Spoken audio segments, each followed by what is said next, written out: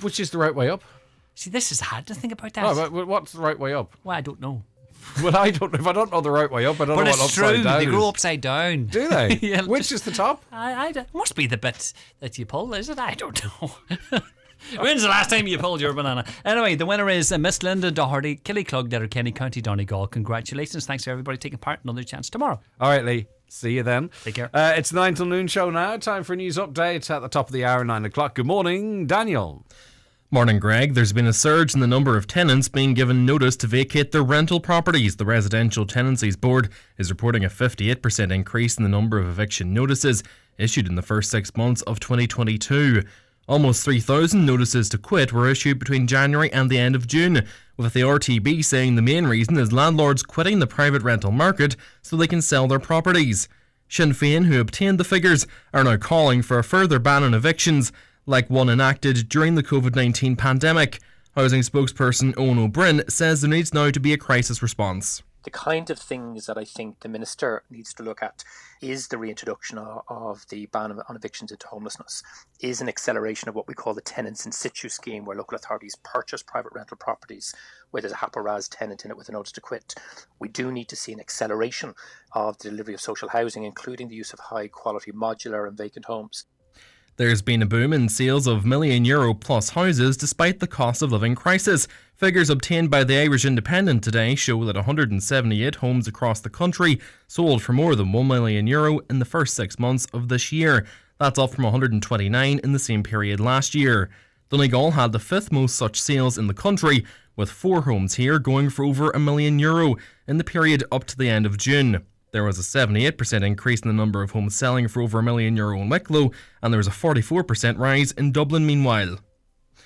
It's been revealed that Donegal County Council has approved plans for a new supermarket to be constructed in Carndonagh. The conditional approval was granted to Regional Foods Limited, who will have to construct the planned supermarket, retail units and 9 apartments under 20 conditions given by the council.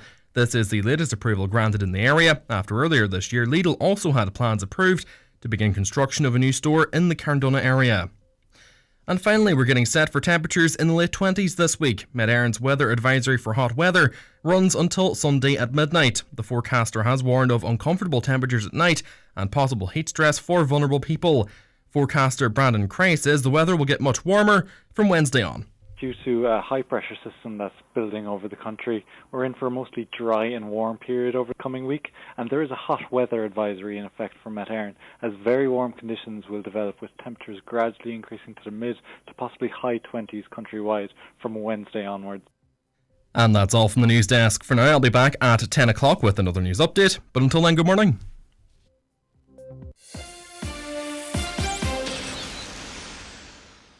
At Ulster Bank, we are closing. And as a bank that is closing, we've reduced some of our services. What this means for our customers is reduced counter services in branch, no foreign exchange or night save services, and less Ulster Bank ATMs. For customers who still have current or deposit accounts, you really do need to start considering other options. Our branches remain open, and we are here to help. Switch your clothes at any Ulster Bank branch or log on to ulsterbank.ie. Ulster Bank Ireland DAC is regulated by the Central Bank of Ireland. The 9 till noon show with Letterkenny Credit Union. Student loans now available and free banking for students from your local and friendly credit union. Call 91022126 or email loans@letterkennycu.ie. And now, it's time for the talk of the Northwest. The 9 to noon show with Greg Hughes on Highland Radio. Hello, good morning to you. It is Monday the 8th of August, 4 minutes past 9. It's another edition and another week of the 9 till noon show here on Highland Radio. A busy one for you today as always, as I hope you would agree. But still, if you've an issue that you want to raise, a topic you want discussed, something you want to say, get it off your chest. You can WhatsApp or text us now to 086 60 25,000. That's 086 60 25,000. The lines are open for you to call as well. Caroline and Donna Marie taking your calls this morning. 074 91 25,000. That's 074 91 25,000. Emails come in to us, comments at highlandradio.com. And you can hop on to our website, highlandradio.com. And the email's actually is comments@highlandradio.com, but you can watch the programme on our website, highlandradio.com. You'll see the links there. Or hop on to our YouTube channel, Highland Radio Ireland, or on Facebook as well. And it's always good to like and surprise. Like and subscribe. If you want to leave a surprise, you can as well. And hit the bell if you want to be notified when we go live here on Highland Radio. Okay, let's start with a look at the newspapers. We'll go first to the Derry News, and the combination of Derry City Centre's new public realm furniture and its partial one-way traffic flow has been branded an accident waiting to happen. Speaking to Derry News, Declan Moore, the owner of Claude's Cafe at the top of Shipquay Street, questioned why essential disabled and e-parking spaces have been removed apparently without consultation. Shipquay Street has been forgotten about. There is never any investment into it, said Declan, who's been in business for 20 years and is best known for providing Christmas Day dinners for the local community. I do not feel I am getting good value for money for my 6,000 annual business rates, he said. The Irish Times this morning tells us that the government's climate plan is facing legal challenge, and this was to be expected, I suppose. It's a key plank of the government's plan to reduce energy consumption by 2013. It's facing a significant legal challenge. Under EU rules, Ireland must make a specific amount of energy savings within the next decade, with a large part of these savings being made through a scheme that requires suppliers to support efficiency projects in business and homes across Ireland. The scheme is being revised by the Department of Environment under new changes. Suppliers of energy used in transport will see their targets substantially increased.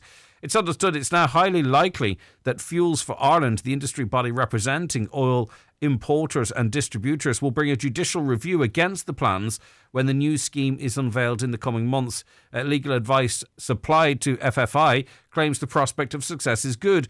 It's understood the group was told by a senior counsel that other providers of energy, such as gas and electricity, may not be subject to the same regime, and this would create an unjustifiable discrimination. The group will argue that the only way to make energy savings in the transport sector is by way of government policy measures and state-backed incentives, and that the oil industry cannot implement such change. Because of this, it will argue achieving the targets may be impossible. So that's one of the main planks, as is pointed out in the paper, and it's facing a significant challenge.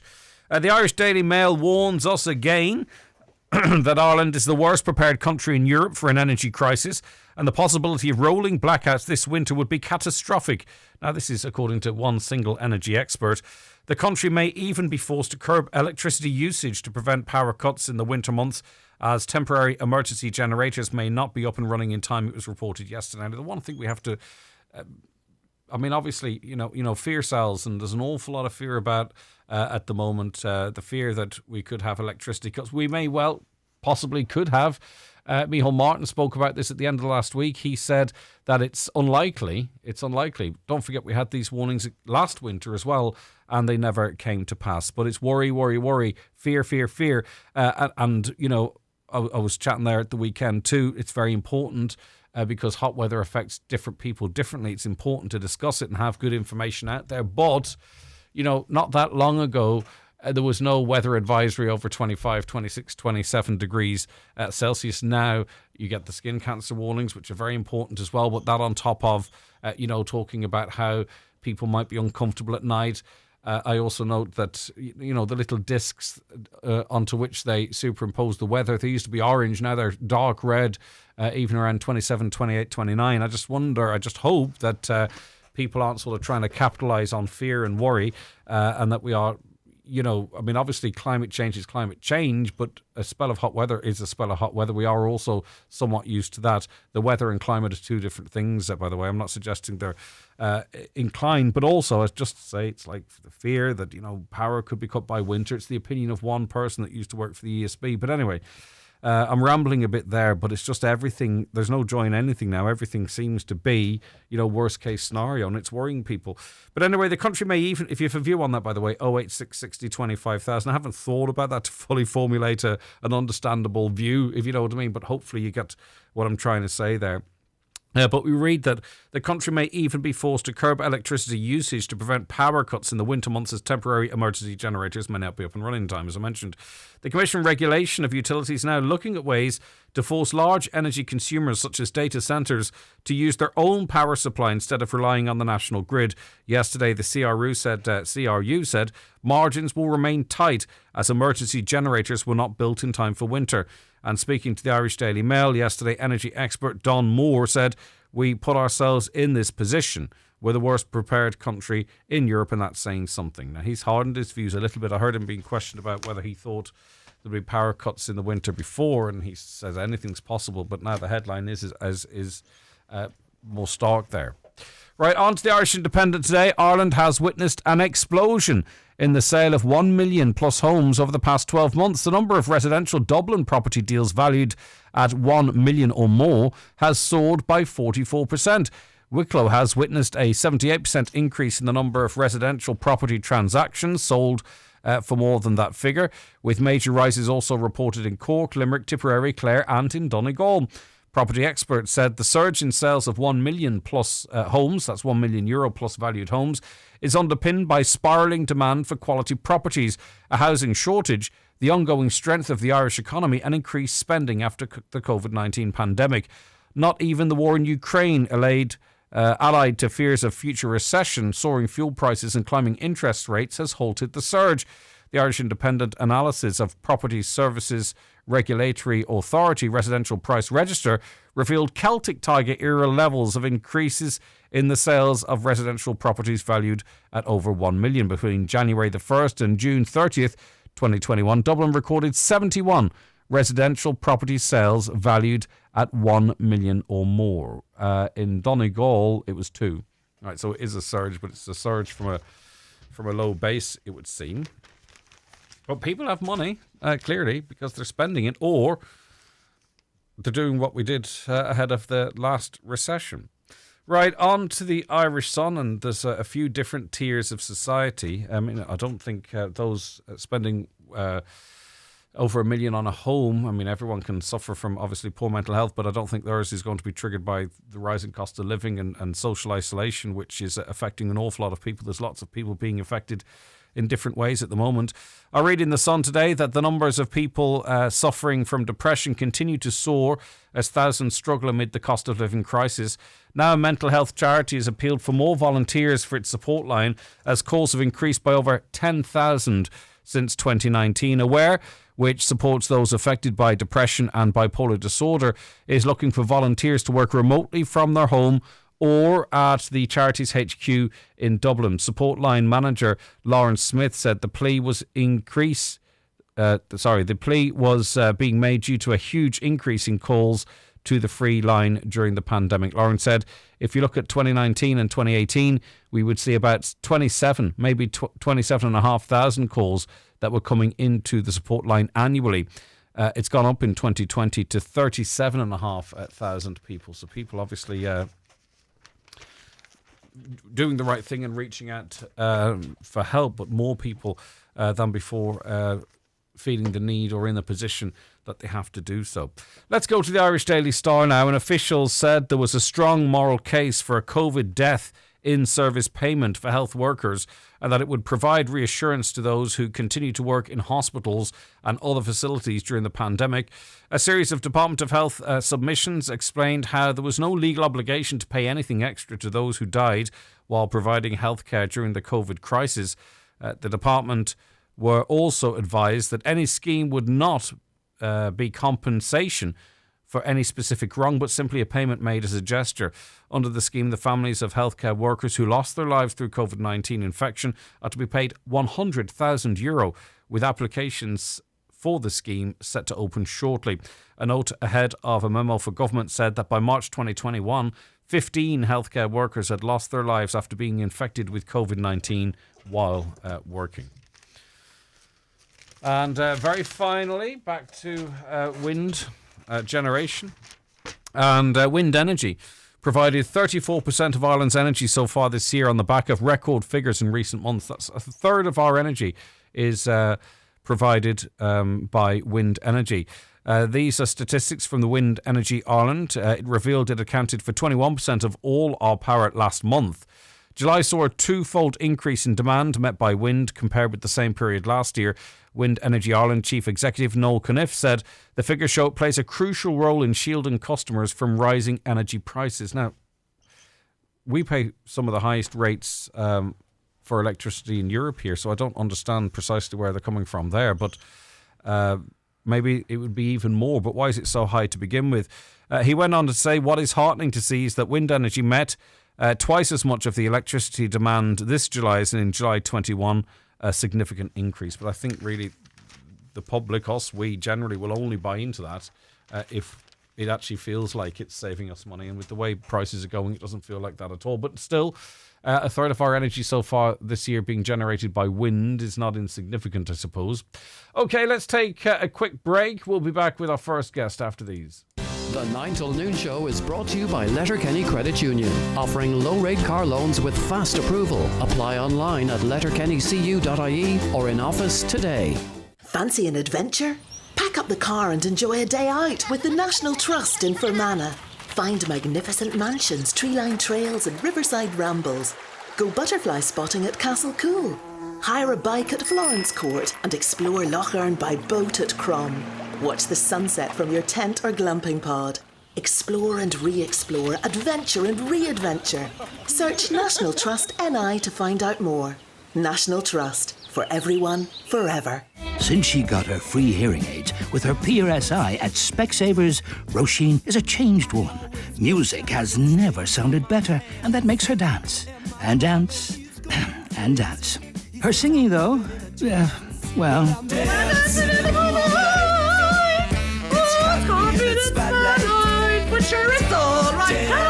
Free hearing aids with PRSI at Specsavers. Music to your ears. Find out more online. Terms and conditions apply. For great food in the heart of Letterkenny's Cathedral Quarter, step into Dillon's Hotel.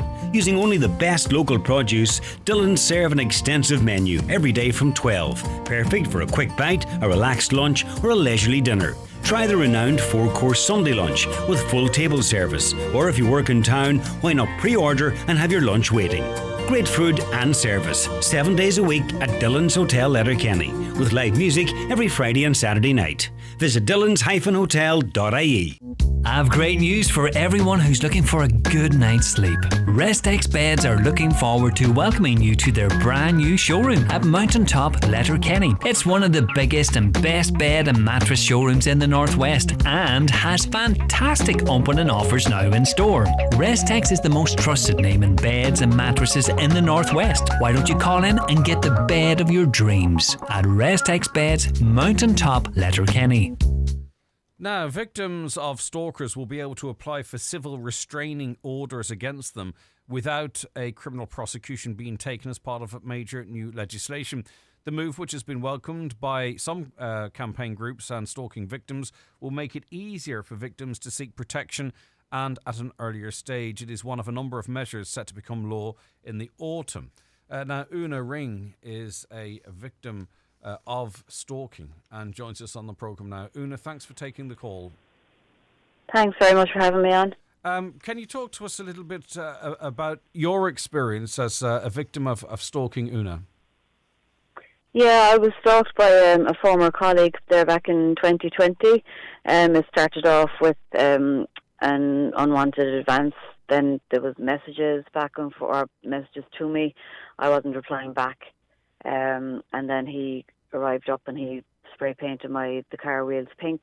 Then he spray painted X's and O's on my window with I win written across the bottom of it. He then left a letter, a sexually explicit letter.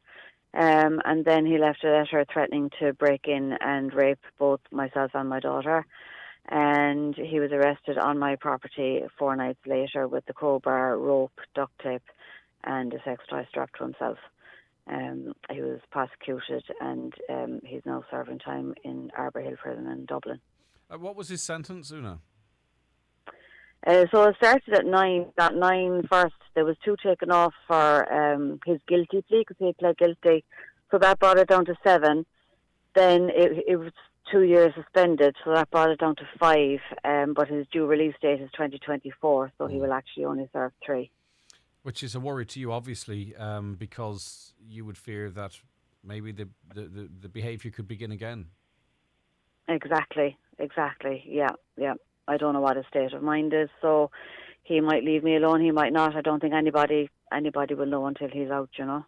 And was he convicted for stalking?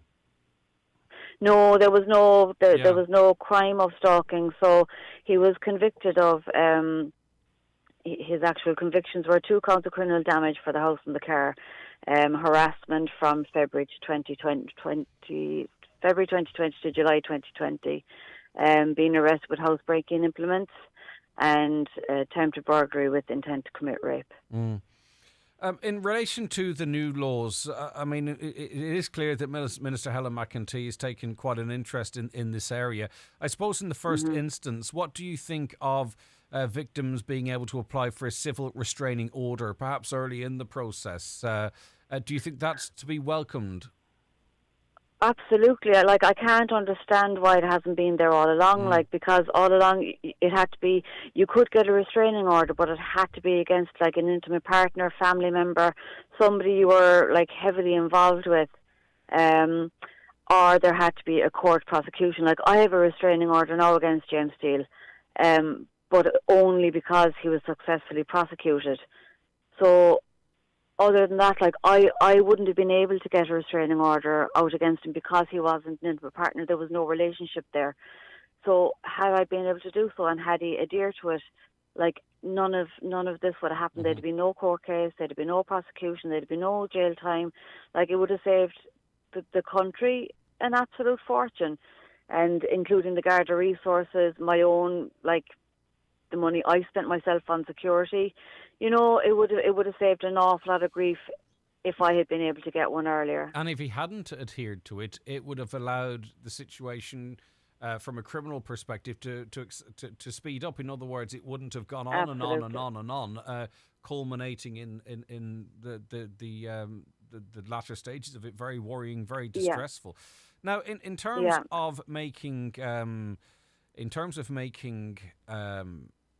stalking a standalone offence, do you think that part of this goes far enough? Is the punishment sufficient for the crime, do you think?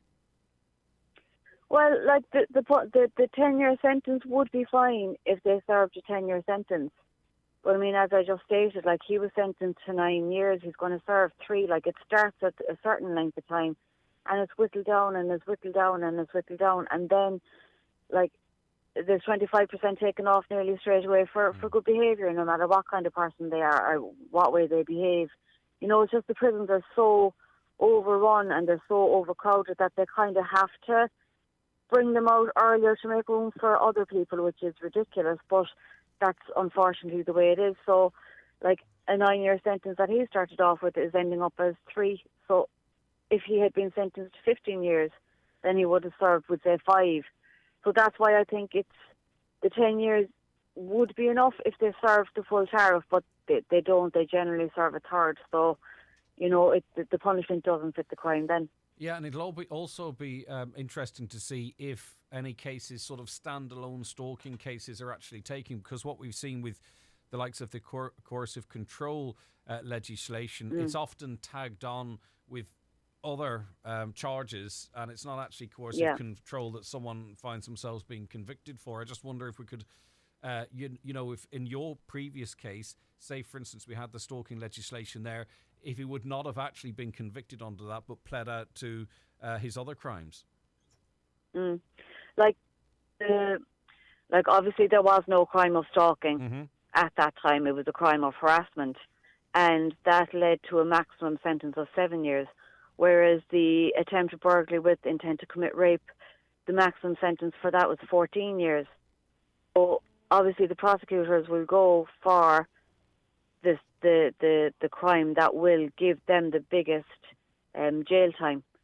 You know, so he was convicted of all those things. But, like, he got different sentences then for the different crimes that he was found guilty of. But they all run concurrently then. So if they had run consecutively, he'd have been in for a hell of a long time. Like, he was sentenced against the criminal damage, the housebreaking implements, the attempted burglary, the harassment. He was given sentences against all those, but they all run concurrently. And yes, go ahead. Yeah, no. So like that would, if they had all been consecutively and they were all tagged onto each other, he'd have been in for way longer, you know. I mean, obviously, do you feel since and it's relatively it's very recent history for you, in terms of when this was happening to you versus now, has the conversation changed, do you think, in terms of people's understanding of stalking, maybe people taking it more seriously, those who aren't victims, or even maybe the fact that we're talking about it now again, Una, that it might discourage people? So in other words, do you think as a society we are taking stalking more seriously? Yeah, I do think so. Definitely it has been highlighted in the last, we say, 12 or 18 months. And I think, like, making it a crime obviously is the first step, because there is no crime of stalking. Crime is harassment. There is no crime of stalking, and they are very different. And I think it will encourage people. Like, once it's very hard to go to the guards and say somebody is doing this to me when it's not actually a crime. You know, you can go down and say somebody is stalking me, but what does that mean? Yeah. It's not a crime in the country yet. You know, so it's very hard to go down and say this is happening when it's not actually a crime. So that will be the first step, really, is making it a standalone offence. Yeah, and I suppose with and that in I mind, think people will be... The Garda hands are somewhat tied as well, aren't they, too, in terms of even if they want to take it incredibly seriously, the hands are tied maybe in terms of until such time as this law comes into effect, there's no crime of stalking as such. Absolutely. And unless they can prove that it's happening as well, they can't do anything about it, because like the law is so fickle, and like any loophole that can be found will be exploited, and you know the person can get off, and once they've been charged, and you know they can't really be charged again, you know. So like they really have to be very careful in how, like, catching somebody is just the first step, prosecuting them is the hard part. So the first thing is to make it an actual crime. And like that will help. That will be a huge benefit to people and the guards. Lots of people are victims of stalking all the time, and there's probably people listening to us right now who this resonates with them. They know exactly, well, not exactly, but they have an understanding of, because it's happening in their lives. What advice do you have for them? Is documenting everything that's happening important, or what else should they be doing?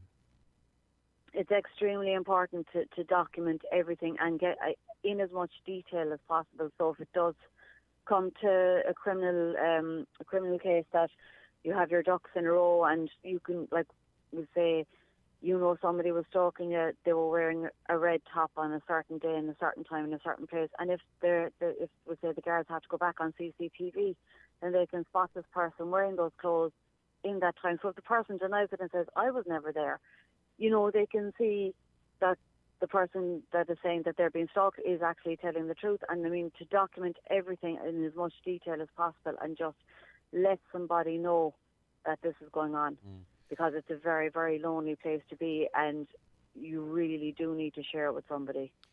Una, what protections are there for you in place? I know you talked of a restraining order, but when James Steele gets out of prison, say, for instance, he innocently, in inverted commas, decided to sit on the street where you live in a car, or outside your work, or turn up at the same venues as you, not having any interaction with you, but trying to make your life uncomfortable. I'm not suggesting that might happen, but if it were to happen, what protections are there for you? Well, there is a lifelong no contact order in place, either directly or indirectly, and either with me or my family. So that is reassuring.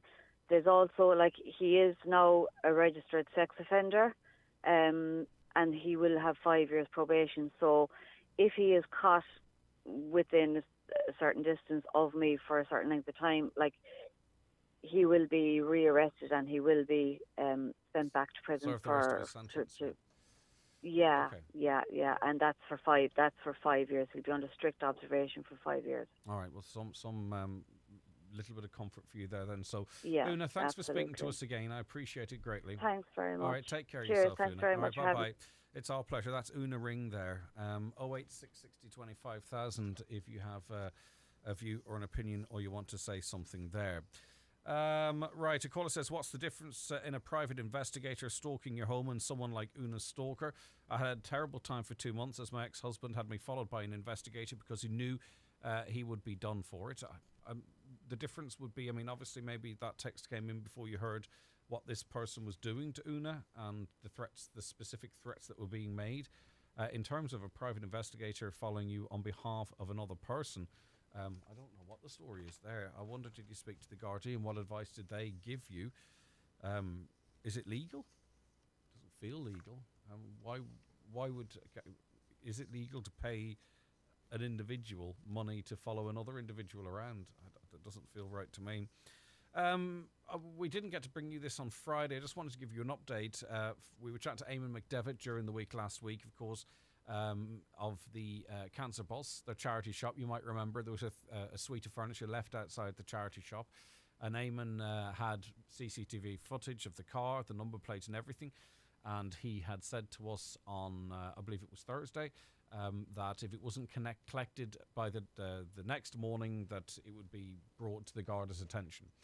It wasn't collected by the person who dumped it off. Now, I'm sure at this point they've managed to get rid of it and dispose of it, but just to give you an update, because I'm sure some of you were curious, it didn't. The person who dumped it didn't come back and collect it, so I presume they have followed through in their threat and are now in contact with An Garda Síochána. Okay, let's take a quick break. The 9 till noon show with Letterkenny Credit Union, now offering MyCU current account and debit MasterCard, bringing full banking features, delivered with the same local trustworthy service of your credit union.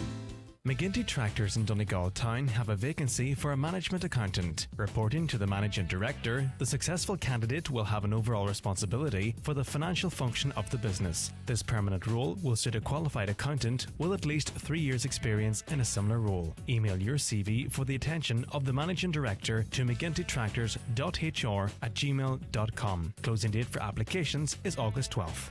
7. 9. 7:15. 8:45. 7:30 is as far as I'll go. 8:30. 8. 8:15. 8:10. 8:13. 8:11. 8:12. Fine. Great. I would have taken 7:45. No more negotiations with your children. Now you can set their digital bedtimes. Get the bedtime feature and more with new Vodafone Securenet to help ensure their time online is well spent. Search Vodafone Securenet. Vodafone. Together we can. Parental controls subject to having secure net at home. Eligibility, limitations and terms apply. See Vodafone.ie. No one can prevent all cybercrime. Attention all tractor and forklift owners. Donegal Tyres in Donegal Town is a leading supplier of agricultural and solid forklift tyres in the northwest with a huge range available at competitive prices. Donegal Tyres can help you choose the correct tyre for your application and we will come to you, so no downtime. Check out DonegalTyres.com or call 07497 21482. That's Donegal Tyres, Donegal Town, where you'll get a great deal. Bingo every Monday night at Halfway House Bingo Burnfoot. Doors open at 7:30 with eyes down at 8:30. €2,500 must go. The snowball is now €6,050 on 45 numbers or less. If you're not in, you can't win. That's Halfway House Bingo tonight at 8:30.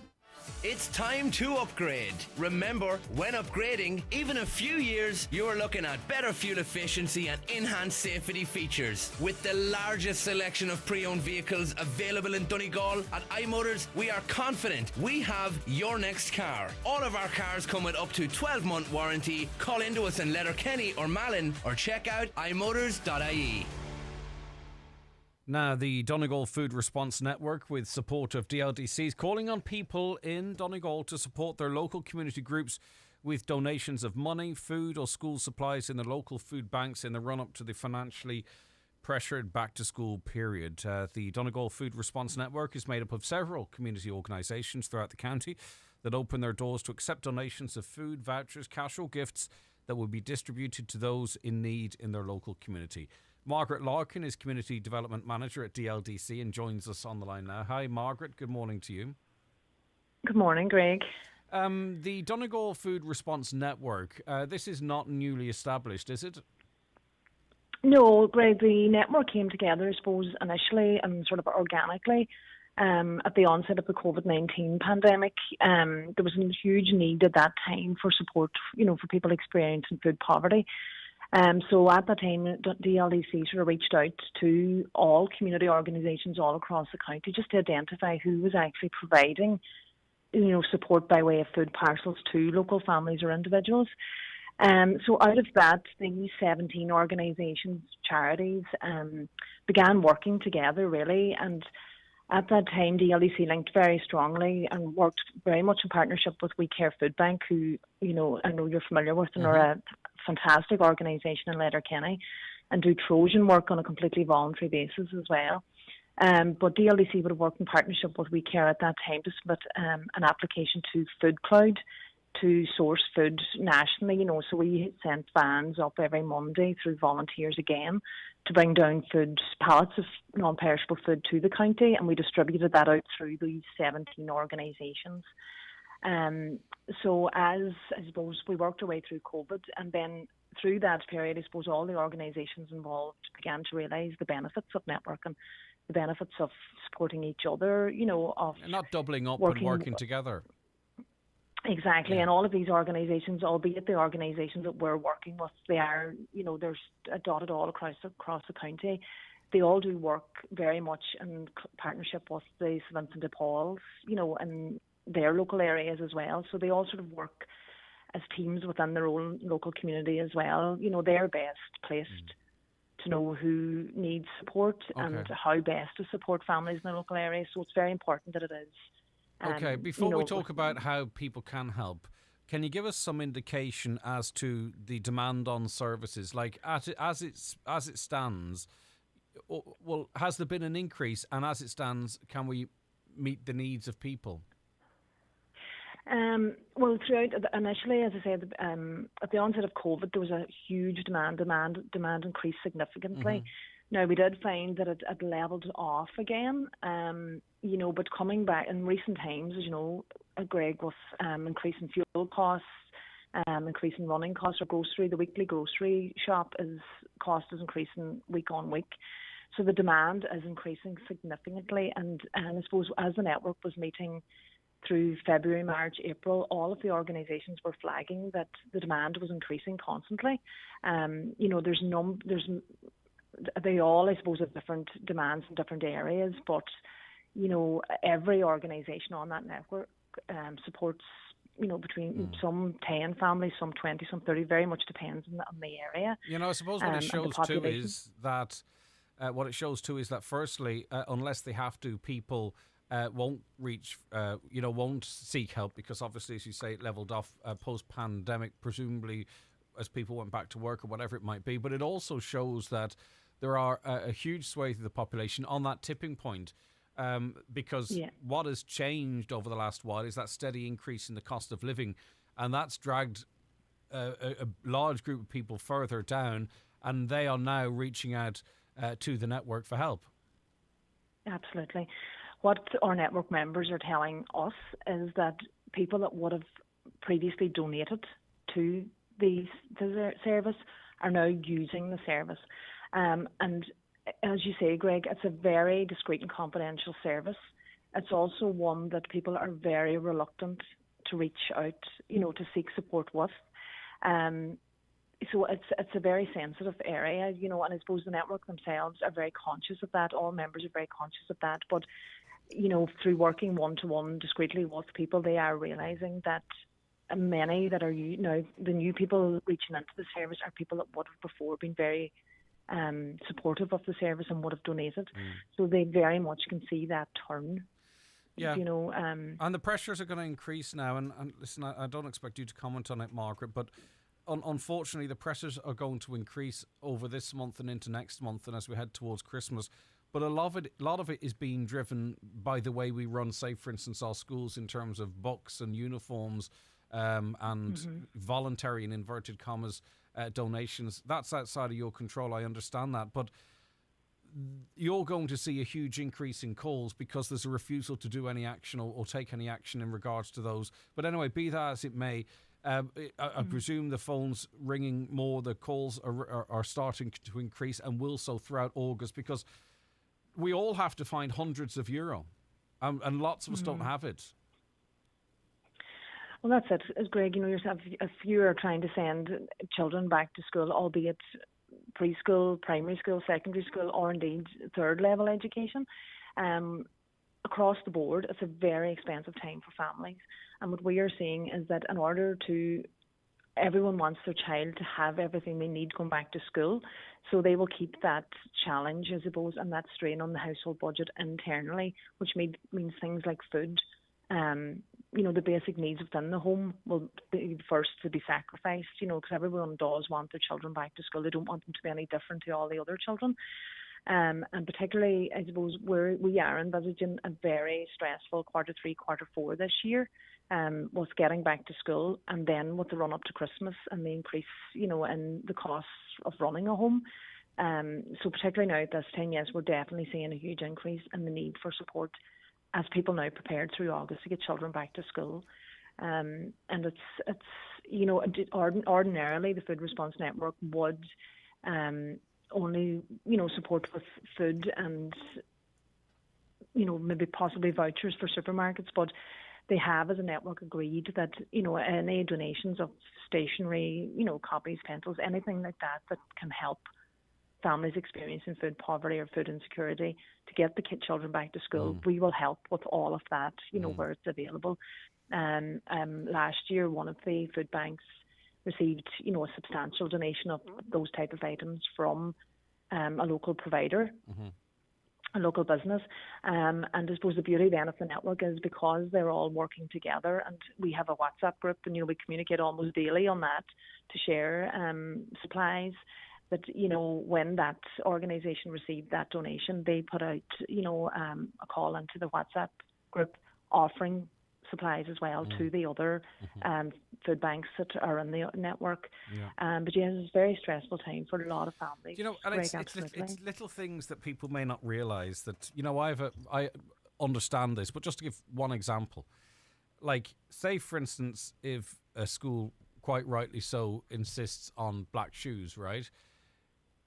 When PE rolls around, there's children out there, and as I say, I can hark back to my past on this one.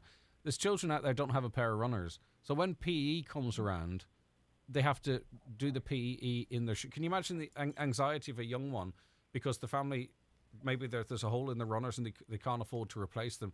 As I say, it's only a tiny little thing, but just to put yourself in the position of the parents or the children, the anxiety of going, well, I can't do PE in my shoes. Well, you've got no choice. We don't.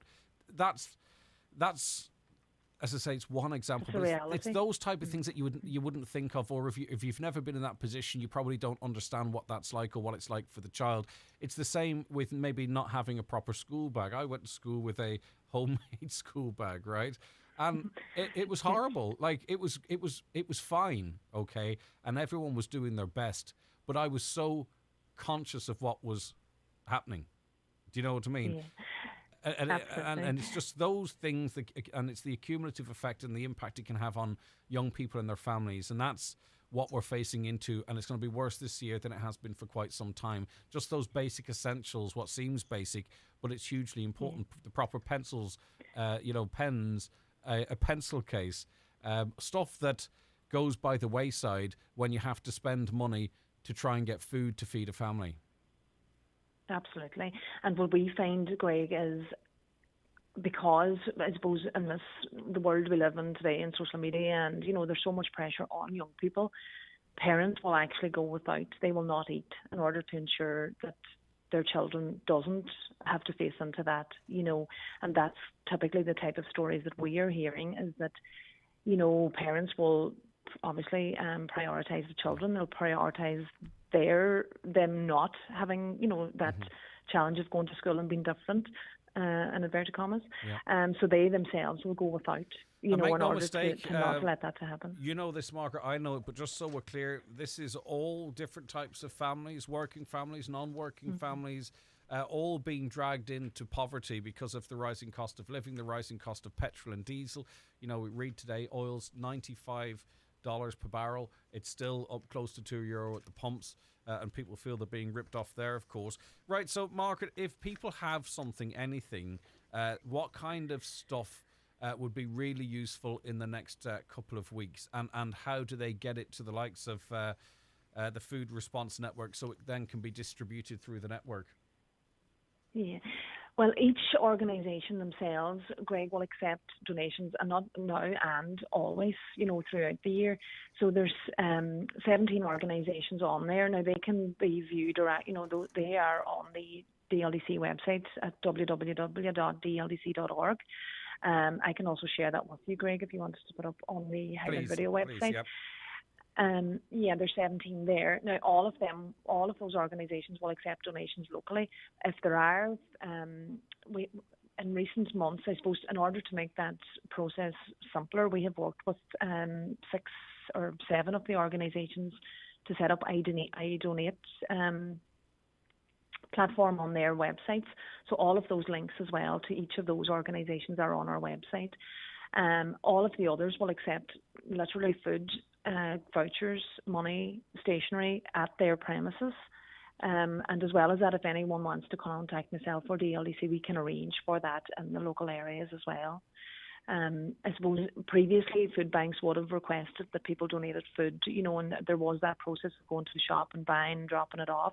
So by setting up the I Donate function for all of the organisations, we're sort of hoping to make that process of donating just more straightforward, easier, I suppose, for people to do at the touch of a button.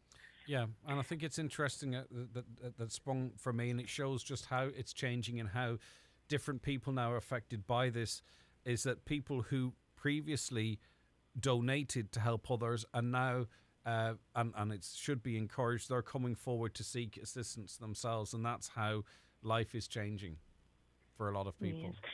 It's very much, Greg, it is very much, it's a very hidden sort of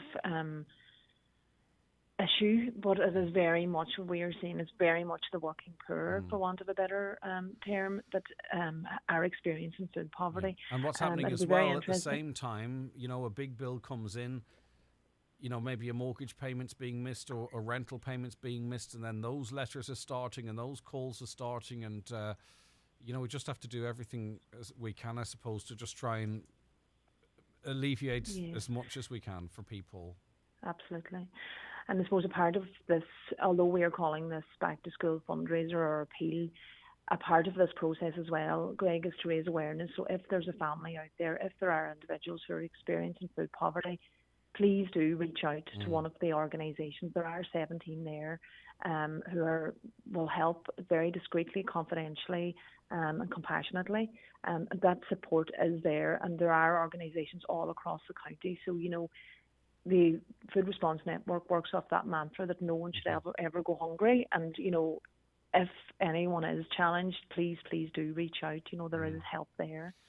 It's unfortunately the gaps are widening. I mean, we see now record numbers of €1 million plus homes, 1 million plus home sales. We're seeing, you know, car sales increasing, which is great if people have money and are able to spend it.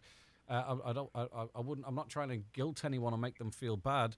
And an economy that continues to grow, but there is a recession in this country. People are in recession here. There's a recession within a growing economy. It's a bizarre scenario, but we are having a conversation like you might in a recession. So there's no beating around that.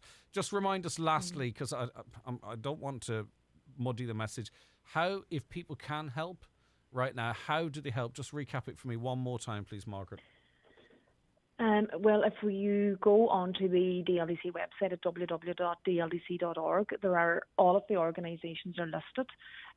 7 of those organisations do have I Donate options, so you can donate instantly to those. For all of the others, they will accept donations of gift vouchers, cash, food, stationery at their premises, and there is somewhere local to everyone in Donegal. They are spread very. They are spread very widely across the county. But also, if anyone would like to contact myself, I can give you my number, Greg. It's 087-763-3790, or contact me at mlarkin@dldc.org, and I can direct you to the organisation that is closest. Okay. And also for people that need help, and need to avail of the service, the same contact details. And there's no shame, no embarrassment in contacting it. This is what it's there for. It's being set up to help people. It was established to help people when they are in need. Ring up if you need some assistance. Take it, and when you get back into a better position, you can become a donator or return to being a donator. This is not something people should hide from. If they need help, you reach out and you get help. And it's the same with if you've got debts. Get onto MABS. Maybe it's time we spoke to MABS again, but don't allow yourself to slip into arrears on stuff or get yourself into debt that's just going to build and build and build on you. The likes of MABS are there to offer assistance and go through your finance and speak to your creditors. There is help out there, but we have a tendency, some of us, and maybe I'm as guilty if this is others, Margaret, to bury the head in the sand and say, I'll look at it next week or the week after. You have to reach out for help wherever it might be when you need it, Margaret. Absolutely. And the one thing about Donegal is, Greg, Donegal has a real strong sense of community. They have a great sense of volunteering and supporting each other.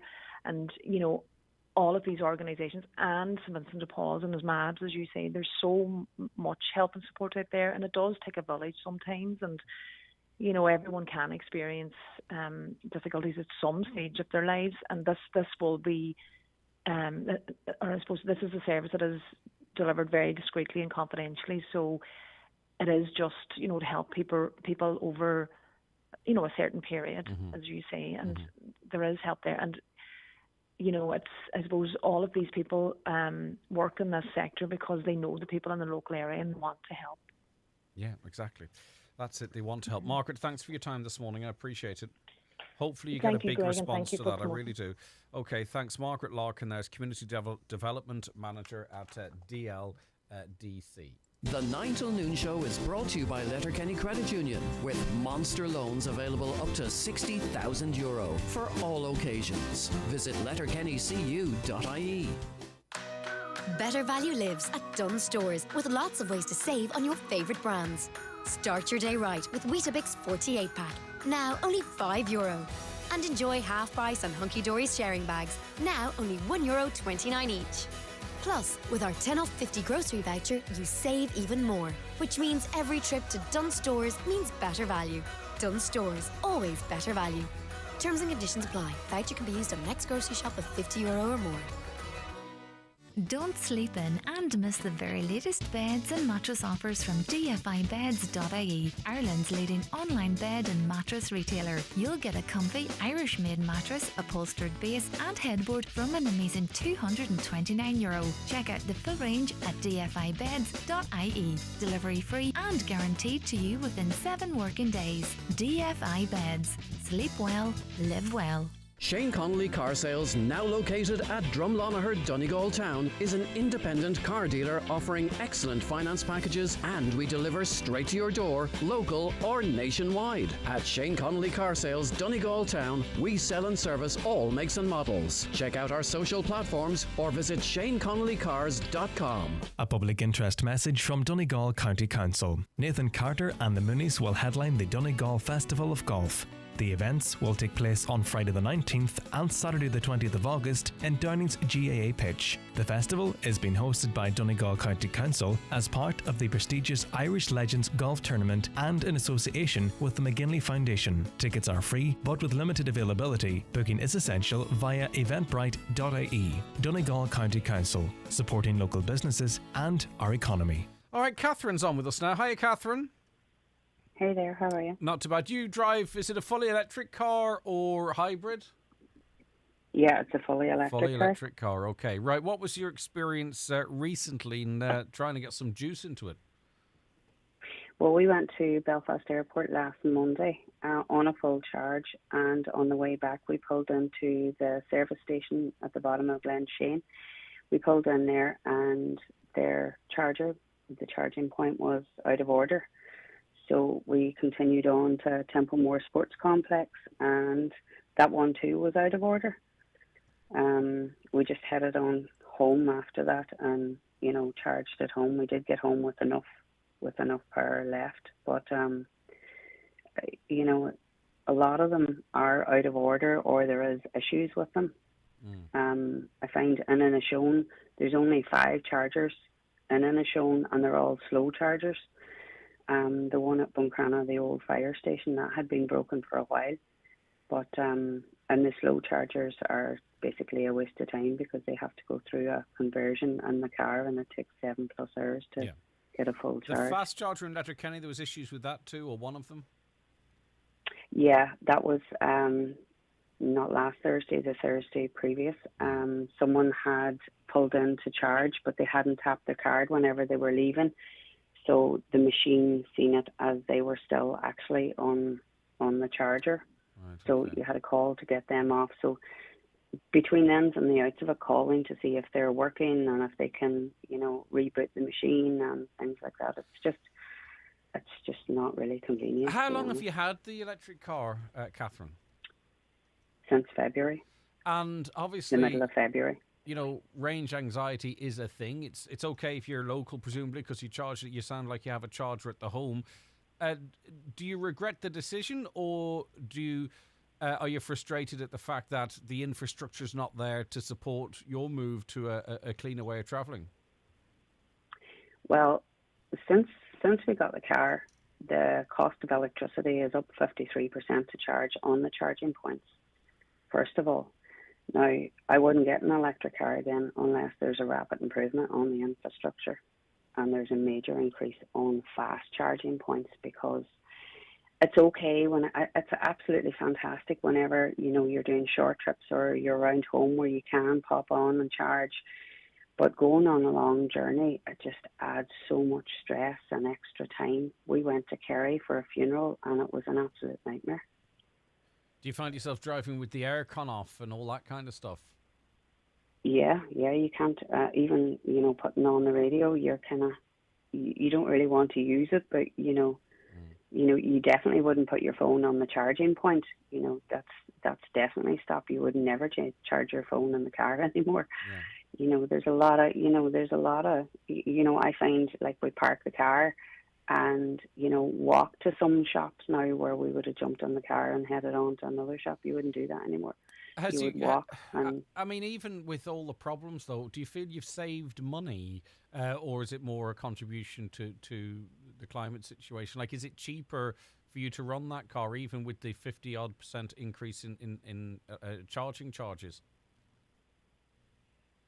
Monetary, it's cheaper, but stress-wise, anxiety-wise, everything else, no, definitely not. I would rather pay the money, to be honest, for the fuel. So do you have buyer's remorse? Yeah.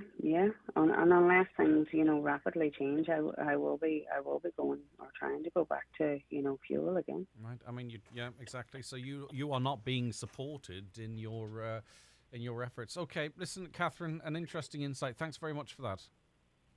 Thank you. All right, take care of yourself. If you had similar experiences, 08660 25,000. Let's take a break for the news and obituary notices. The 9 till noon show with Letterkenny Credit Union, now offering mortgages from 40,000 to 600,000 euro with no hidden fees or transaction charges. Letterkenny Credit Union, 9102127. You'll find all the best toys at Foy's Ballabouffet. Discover great value on all the latest toys, ride-ons, bikes and Bear go-karts, with new deliveries arriving every week. Great offers on best-selling brands like Lego, Fisher-Price and Barbie. With new deliveries every week, you can get all the fun shipped to your door, with free delivery on orders over €75. Shop local and find everything you need at Foy's Ballabouffet, or shop online at toysatfoys.com. The legends are coming. The legends of golf are coming. The McGinley Foundation presents Irish Legends from the 16th to the 20th of August, teeing off at Rosapena Hotel and Golf Resort. The Festival of Golf starts on Tuesday the 16th with a celebrity series from the world of sport and entertainment, including Keith Duffy, Niall Quinn, James Nesbitt and many more. Let's hope their golf skills are up to the challenge. The professionals will take to the fairways from Thursday the 18th with major winners, Ryder Cup captains. It's packed with many of golfing greats. Buy your ticket now and avail of the launch offer for only €10 per adult ticket at legendstour.com. Offer ends the 8th of August. Irish Legends presented by the McGinley Foundation.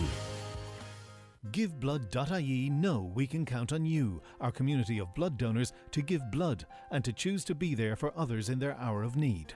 Blood donors from Letterkenny and Bunbeg should attend the clinic in the Radisson Blu Hotel in Letterkenny from Monday 8th to Thursday 11th of August. Making an appointment is recommended, so call 1-800-731-137 to book your time. New donors are welcome. Visit giveblood.ie to check eligibility and clinic details, because we count on you. Milford Tiles, wood flooring and bathware. Milford Retail Park now open. Large range of wall and floor tiles on display and in stock. Over 70 different laminate floors to suit every pocket. Tilers and wood fitters available. New bathware showroom now open. Milford Tiles, wood flooring and bathware. 083 091 0707. Live, on air, online and on the Highland Radio app. This is Highland Radio News. This is Highland Radio News at 10 o'clock. I'm Daniel Brennan. There's a warning Ireland is underprepared if faced with a global energy crisis. A former managing director of the ESB says Ireland is the least prepared in Europe when it comes to its energy security. The EU could face challenges with energy supplies this winter as it tries to reduce dependency on oil and gas imports from Russia. Ireland's energy regulator, the CRU, is considering setting high tariffs on large consumers as well as data centres. Former head of the ESB, Don Moore, says a lack of investment has now put us in this position. Germany has 100 days of gas storage, and during the summer it's busily filling that gas storage to even out heavy demand during the winter. Austria has a year's gas storage. We have chosen not to have any gas storage, and we had an option. The Kinsale field, which is now finished depleted, we could have used that. We chose not to spend the money on that, and we've dismantled the infrastructure there, so we don't have that option. Local councillor Michael McClafferty, meanwhile, says that the creation of fear to facilitate price gouging in the energy industry is now the real issue. To me, it's all building up that perfect storm of basically them just trying to justify, these energy companies justifying why they're putting up prices. There's nothing else going wrong here, Daniel, in my personal opinion, other than greed. And I say it's greed because the reason I say it's greed is nothing has changed in the country.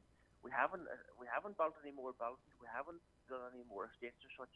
Nothing has changed to put any pressure on the grid. And I just believe at the minute now, it's just we're back down the same road again, if not actually worse than we were at the time of the Celtic Tiger. And people's getting carried away. The energy companies are getting carried away. There's been a boom in sales of €1 million plus houses despite the cost of living crisis. Figures obtained in today's Irish Independent shows that 178 houses across the country sold for more than €1 million in the first 6 months of this year. That's up from 129 in the same period last year. Donegal had the fifth most such sales in the country, with 4 homes going for over $1 million here in the period up to the end of June. There was also a 78% increase in the number of homes selling for over €1 million in Wicklow compared to last year, with a 44% rise in Dublin. There's been a surge in the number of tenants being given notice to vacate their rental properties. The Residential Tenancies Board is reporting a 58% increase in the number of eviction notices issued in the first 6 months of 2022, compared with the final 6 months of last year. Almost 3,000 notices to quit were issued between January and the end of June, with the RTB saying the main reason is landlords quitting the private rental market so they can sell their properties. Sinn Féin, who obtained the figures, have now called for a further ban on evictions, like one enacted during the COVID-19 pandemic. Housing spokesperson Owen O'Brien says there now needs to be a crisis response. The kind of things that I think the Minister needs to look at is the reintroduction of the ban on evictions into homelessness, is an acceleration of what we call the tenants in situ scheme, where local authorities purchase private rental properties where there's a HAPA-RAS tenant in it with a notice to quit. We do need to see an acceleration of the delivery of social housing, including the use of high-quality modular and vacant homes. Donegal County Council has approved plans for a new supermarket to be constructed in Carndonagh. The conditional approval was granted to Regional Foods Limited, who will have to construct the planned supermarket, retail units as well as 9 apartments under 20 conditions given to it by the council. This is the latest approval granted in the area, after earlier this year Lidl had plans approved to begin construction of a new store in the Carndonagh area as well, although that plan is subject to an appeal, with a decision to be made by An Board Planola in the coming months. And finally, we're gearing up for temperatures in the late 20s this week. Mid-Erin's weather advisory for hot weather runs until Sunday at midnight. The forecaster has warned, however, of uncomfortable temperatures at night and possible heat stress for vulnerable people. Forecaster Brandon Cray says the weather will get much warmer from Wednesday onwards. Due to a high pressure system that's building over the country, we're in for a mostly dry and warm period over the coming week, and there is a hot weather advisory in effect for Met Éireann, as very warm conditions will develop, with temperatures gradually increasing to the mid to possibly high 20s countrywide from Wednesday onwards.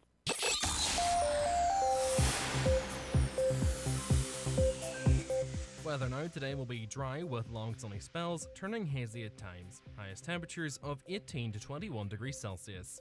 That's all from the news desk for now. I'll be back with headlines at 11 o'clock, but until then, good morning.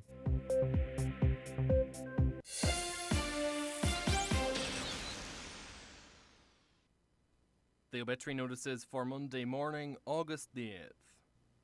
The death has taken place of Jean McKelvey Duherty. Her remains are reposing at McGlynn's Funeral Home, Dunlow, this evening from 6 p.m, with rosary at 9 p.m, and tomorrow from 5 p.m, with removal at 6:30, going to St Connell's Church, Duherty, for 7 o'clock, where she will repose overnight. Funeral mass on Wednesday at 12 noon, followed by interment in the Old Cemetery. The death has taken place of Charlie McCafferty, Trentaboy Drumkeen, and formerly of Strabane. His remains are reposing at his home. Funeral leaving his home tomorrow morning at 10:20 for Requiem Mass in St Patrick's Church, Drumkeen at 11 a.m. Interment afterwards in the adjoining cemetery. The death has occurred of Anne Crawford, Nee Sweeney, Conlon Kerry Keel, 239 Rossuli, Old Town Letterkenny. Her remains are reposing at her late residence.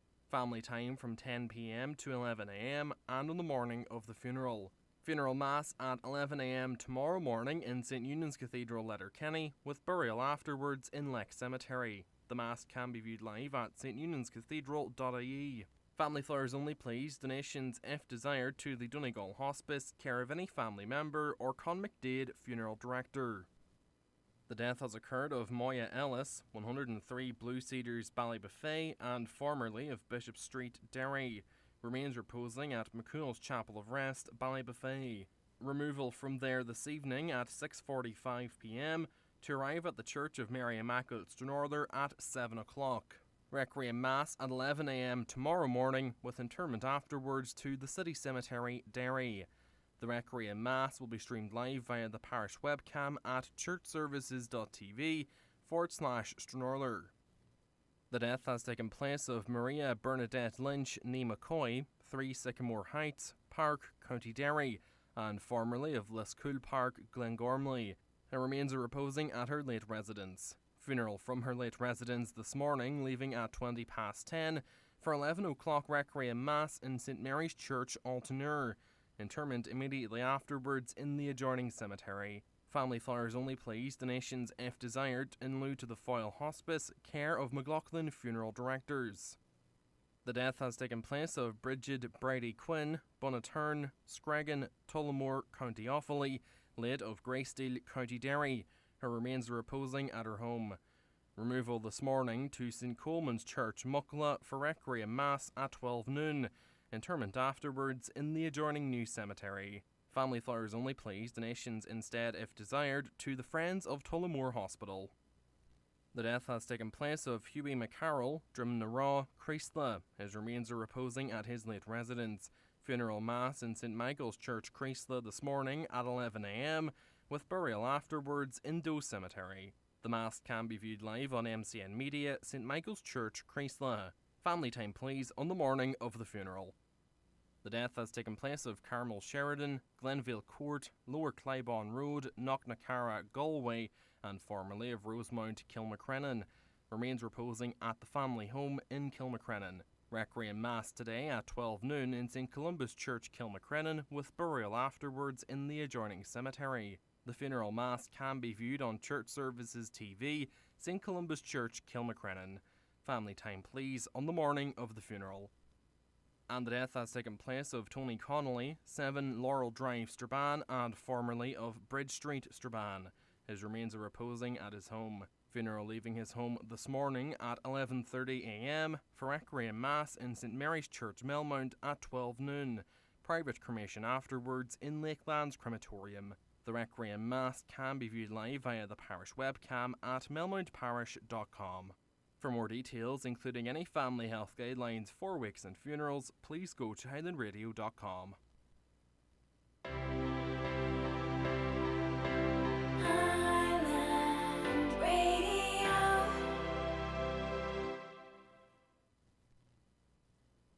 And you're very welcome back to the 9 till noon show. Well, good morning if you are just joining us. 08660 25,000, that's the number you're contacting us on, and thank you very much for your contacts. You can call us to an 07491 25,000. And a reminder for you on social media, you can watch the show on Highland Radio Ireland on YouTube. Like and subscribe if you don't mind. Same as Facebook, and also directly on our website, highlandradio.com.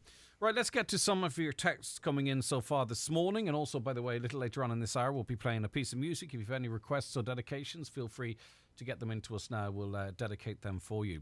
Morning, Greg. Has any of your listeners received the back-to-school allowance? I applied for it 6 weeks ago and I still have not received anything. You'd hope it would be available now as people are starting to plan for that. Sorry to younger ones listening. They don't want to be reminded that school's only around the corner. But anyway, a caller says, make all politicians buy an electric car, and God knows they can afford it. See how many charging points pop up then.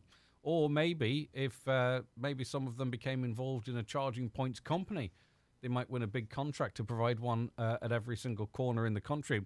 Another caller says, in reality, how many car chargers would we need in Ireland with our history of screw-ups? I predict it's not going to be a success, sadly. What you need, firstly, is I think most serious people who are committed to electric car going forward maybe have a home charging point. So the majority of charging, especially with these longer range vehicles, and there is really excellent range on a lot of these newer cars if you can afford the upfront costs, the majority would be done at home. But you do need a network of reliable fast chargers around the country. That's not there at the moment. And they keep saying it's going to happen and we're committing to this, that and the other. But the real world experience is a lot of people, there's problems with them or they're not available at all. So they can get it right. And as I say, I think if it's made, and it's for some it's pretty affordable to get a home charger, that's where most of it will be done. And you just need a decent, good network of fast chargers, which is not there at the moment. And they have to be reliable. Can you imagine pulling in to every other garage or going to 3 garages and all of them, they said, sorry, our diesel pump's out of order, we can't help you. And you'd have to pull off. The orange light is on. Go to the next one. Sorry, the nozzle's not working on that diesel pump. So they're going to have to get rid of that crisis, that situation for electric car owners. On top of the back-to-school allowance, what about the hard-working parents that have worked long hours week in and week out to make sacrifices to buy food, school uniforms and books and not spend the time that they would like with their children? Sometimes you wonder, would we be better off not working and claiming everything, going if a % of the parents would stop smoking, drinking and taking drugs? Maybe they wouldn't find themselves in a situation that they put themselves in. Right, you see, this is a slight problem, but it's fantastic for the government, by the way. This, or not just this government, any government, that you are of the opinion that if you can't afford school or something, that you're smoking, drinking, and taking drugs. I mean, that is, it's simply just not the case. Other texts are coming in that believe that people on social welfare have no issues at all, that they are minted and that they don't have to worry about sending their children back to school. That's also completely untrue. The majority of people on social welfare are struggling to make ends meet as well. But it suits the powers that be if we're blaming members of society for putting themselves in that position, or members of society for exploiting the system. They love it, because whilst that's happening, then nothing else really needs to be done, because it's not the government's problem, it's the people's problem. And the more we turn on each other, the more they love it. And that's not a criticism of the elected government necessarily. It's every country in the world. It's perfect for every, particularly I think the permanent government that pull most of the strings. I don't think that's a conspiracy. I think that's pretty much accepted. There's elected politicians have said that in this county. Out of my son's class, 2 mothers work and the other 17 seem to be living the high life on the handouts the government are giving. Well, that's your opinion. I'm not going to shut down opinion either, by the way. I just want to throw in the caveats there. Almost €100 was spent by the Taoiseach's office on shamrock bow ties and green shamrock dog collars. Further, €317 was paid for floral arrangements for a virtual meeting with Joe Biden, and €300 for the online presentation of a crystal shamrock bowl to the US president. Do you support this? Well, go on to our social media. That's a question we're putting out today on Instagram, Twitter and Facebook as well. You'll get the details, read through it and vote. See what you have to say. Maybe it's small change for what was achieved from it. That's a valid point of view too, if you believe it. Sadly, in this country, those who are working are worse off. Those on social welfare want for nothing, believes a caller. If any family settled for less than top of the range, everything is affordable. It's all about the lack of ability to budget. Another, it goes to show how the government has failed this country when we need to have food banks. It's a disgrace. It's just so maddening. It's no wonder people's mental health is in decline. Another, the grid is behind the times, the national grid, and won't be able to cope with the automation of everything. The only house in my area that has a transfer switch that if an outage occurs, I will be able to cope. We aren't ready for the eco policies that are coming. Tell us a bit more about a transfer switch. Greg, it's a pity that sofa wasn't dumped at the man's house that dumped it. That would be one solution. Good time to buy an electric car, going by the headlines in the paper about all the outages come winter time. Well, even if there are outages, there's stages, right? Let's just say if there were outages, and we've talked about this before, they're not going to... There's a plan in place whereby, obviously, like the hospitals, schools, power would be maintained there. In homes, power would be maintained. That would be one of the last to go. There's other areas, industry, say in Germany, for example, they're hitting the factories and stuff in the first wave of power cuts if it has to happen, or gas shortages. I don't foresee it happening, to be honest with you. I think residential homes, because just think about it, how many people in this country, because sometimes you have to go past the headlines and you have to go past the rhetoric and the scare tactics to make you buy a paper. But let's put it to you like this, right? How many people listening today, either someone in their house or someone close to them, requires electricity, say for breathing, for supply of oxygen or some other essential medical need? There's a lot of people out there, I think. And with electricity, you can't cherry pick who's on and who's off. Everyone would have to go off. So they would have to put in place a system that would allow those who are reliant on electricity all the time for those types of reasons and others to have a power supply. It's not doable, right? So what do? They go, well, where else can we save power? Could we shut it down to, industry in this county or whatever it might be? So if you'd think about it logically and past the fear and rhetoric, right, practically, to cut power to residents would be the last thing that you would do for the reasons that I've outlined, and I'm sure there are other reasons that I can't think of right now, but just purely based on the probably thousands of people that are relying on electricity in this county alone for life support of some form or other. Babies as well, that parents would need to have electricity to provide for them. Just think about that logically. So it would be an absolute worst case scenario. The last thing any government would want to do is to switch power off to the general population. Just think about it logically, how that wouldn't work.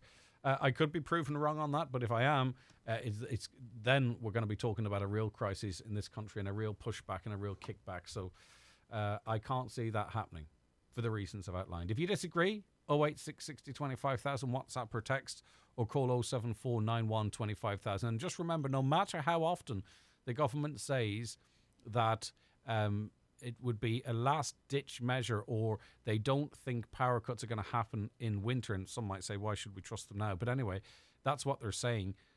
And yet still the headlines are the power is going to be cut, the power is likely to be cut. Just think about it. What's going on? It's time for NCBI Bingo on Highland Radio. It's Monday the 8th of August. You're playing on the green sheet. The reference number is S16. It's game number 32. The numbers are 67, 21, 77, 42, 85, 2, 13, 51, 39, and finally 17. Phone your claim to 9104833 before 8 tonight, leaving your name, contact number and the name of the shop where you purchased your book, and we'll call you back the next working day. Get all your NCBI bingo information at highlandradio.com. The 9 till noon show is brought to you by Letterkenny Credit Union. Digital loans now available. Apply online or via our app today and get your loan transferred directly to your current account. McCullough Jewellers in Letterkenny are synonymous with fine jewellery, quality watches and giftware, with stores at Main Street, Letterkenny and the Letterkenny Shopping Centre, or online at ormccullough.com. You can choose from their quality product range in a relaxed atmosphere, and their sales staff will be happy to help you make the right choice, whatever the occasion. McCullough Jewellers, making moments magical for generations. To school at Brian McCormick's Sports and Leisure. Triple black footwear available in junior, women's and men's sizes from Vans and Adidas. Match it up with a backpack and tracksuit bottoms, ideal for back to school, from Nike, Adidas, Vans and Under Armour. Look the part, play the part. In-store, online, mobile. Click and collect on bmcsports.ie. Visit Knock Shrine from the 14th to the 22nd of August. Hear from guest speakers at 3 p.m. and 8 p.m. daily, with something for everyone to feel enriched and inspired. Don't miss our family day on Sunday the 21st of August from 11 a.m. to 3 p.m, bringing you a wonderful range of fun activities for all ages, face painting, kite making and much more, all on the beautiful grounds of Knock Shrine. Find out more at knockshrine.ie. Knock Shrine, culture, faith and prayer since 1879. At Hickey, Clark and Langan Insurance Brokers, they compare quotes from all the leading insurers, so you get a great price. Home, motor and van, farm, holiday home, travel and liability insurance, they quote them all. So if the worst happens, you're covered. For a competitive insurance quote today, call Hickey, Clark and Langan on 9126688 or pop into their office at Ballymacool, Letterkenny. Hickey, Clark and Langan General Insurances Limited, trading as Hickey, Clark and Langan, is regulated by the Central Bank of Ireland. Okay, the number of termination notices received by the Residential Tenancy Board in the first half of the year rose by 58% compared with the latter half of 2021. Almost 3,000 notices of termination were received in the first half of 2022 compared to over 1,800 in the final 6 months of 2021. According to RTB analysis, most landlords are exiting the market because they say they want to sell their property. These figures were obtained, I believe, by Sinn Féin's housing spokesperson Owen O'Brien, who joins us on the programme now. Owen, Deputy Owen O'Brien, thank you very much as always for joining us. I can't hear you, Owen, if you just unmute yourself, please. Rookie mistake after 2.5 years of Zoom, but this is not your first to be rodeo. It's not. How are you? I'm fine, thank you. Right, okay, so why did you seek this information? What was sort of being flagged that made you think, right, there could be something going on here? Well, Greg, obviously, like a lot of constituency TDs, we get a sense of what's going on the ground by what's coming into our offices on a weekly basis. And the number of families in particular, in many cases working families, being presented with notices to quit and ending up homeless has increased dramatically in the last couple of months. Now, I've been tracking these figures anyway since 2017, and on Friday the RTB issued me with the most up-to-date figures. What they show is in the last year, we've seen 100% increase in notices to quit being issued by landlords. And the vast majority of those are for sale of property.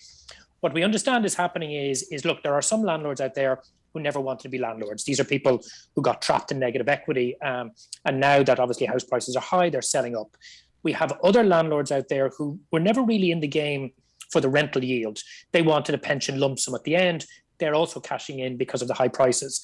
And then there are also other landlords out there who, for a variety of other reasons, have decided to sell. The problem is, because government has not been delivering an adequate volume of social or affordable homes, then these families getting notice to quit have nowhere to go, whether they're social housing applicants or families who just want to be able to rent or buy affordably. They are being stuck. And that is one of the reasons why homelessness has reached historically high levels. And unfortunately, on the basis of these figures, is going to continue to trend upwards. Right. I mean, obviously, and if there was a government rep on this call, they would say they have a plan. I think it's 18,000 affordable rental properties by 2030. And we'll see if that pans out, and short-term options as well. But I mean, I presume that you believe that, well, let's focus on the short term, because this is an immediate problem. What do you think it needs to be done? Because as you've quite rightly pointed out, the different scenarios. Firstly, I think we all know someone who's been an accidental landlord, and it's an absolute, they would say it's a nightmare. They're seen as, they're seen as not very nice people and all of that, right? But also, why wouldn't you try and get out at the top of the market, with everything else that's going on? You wouldn't compel people to keep property, would you? So what would the plan be? What would your plan be, the immediate sort of plan to fix the problem right now? So we absolutely do need an emergency response. And I've written to Darragh O'Brien, first of all, asking him to convene an emergency meeting this month. At that meeting should be representatives of landlords and tenants organisations, the Residential Tenancies Board and opposition housing spokespeople. And the idea would be, among all the stakeholders, agree a crisis intervention plan. And there's 4 or 5 key policies that I think need to be on the table. I do think we need to reconsider a temporary ban on evictions, simply to try and stem the tide of families presenting as homeless. I do think local authorities need to be given additional money to purchase properties where there's a HAP or RAS tenant in situ and they have a notice to quit. We do need to see an acceleration of and an increase of the delivery of social housing.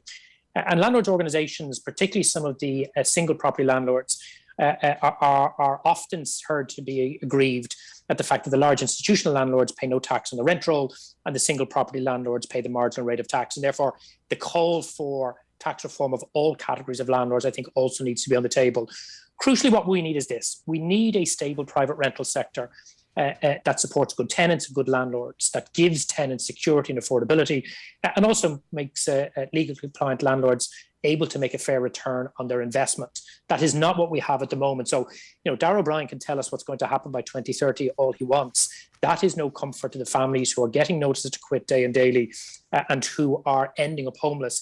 I now have an increasing number of families coming into my clinic who aren't eligible for social housing, aren't eligible for HAP, aren't eligible for emergency accommodation, and they have notices to quit. And because of the rising level of rent in the private rental sector, when that notice terminates, they will not be able to afford the market price. So we need an urgent intervention now, and I'm willing to work with the Minister, with the tenants and landlords organisations on a cross-party basis to put in place that emergency response and do it quickly. I mean, we have a big problem because this is coming down the line. We know, say, for example, a huge tranche of people will effectively become homeless at the end of August as, say, for instance, Ukrainian refugees and others are asked to leave student accommodation.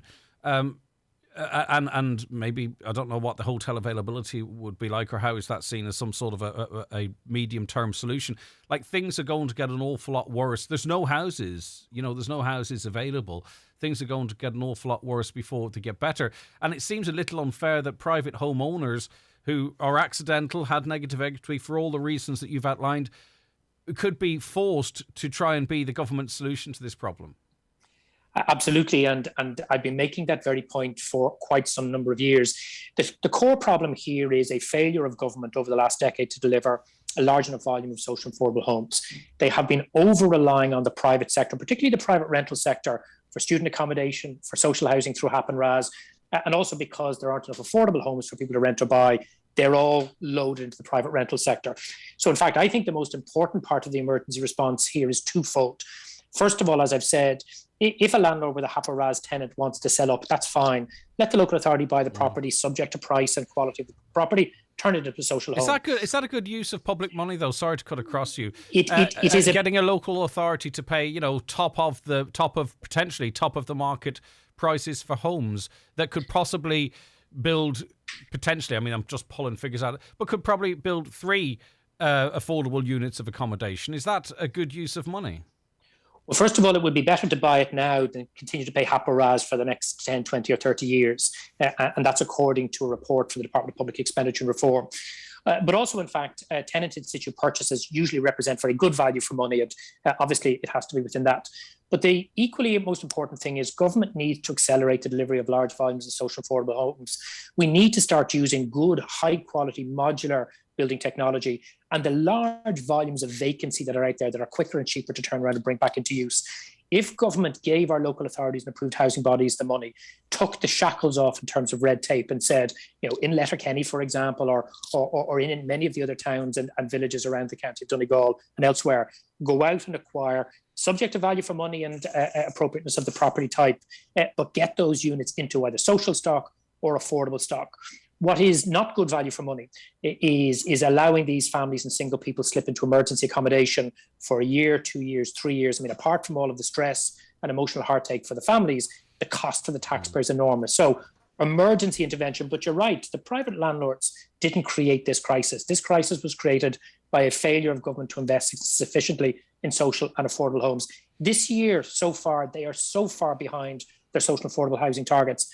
That's why we need a crisis intervention. Mm-hmm. But we do also need to stop the flow of families and single people into emergency accommodation. Therefore, a reintroduction of the ban on evictions on a temporary basis is also going to be required, in my view. It just seems unbelievable. I think it's, 3 or 4 million, 100 million unspent from the Department of Housing in a couple of months this year. 2 billion wasn't spent in 2020. I mean, this is money that could be fixing these problems.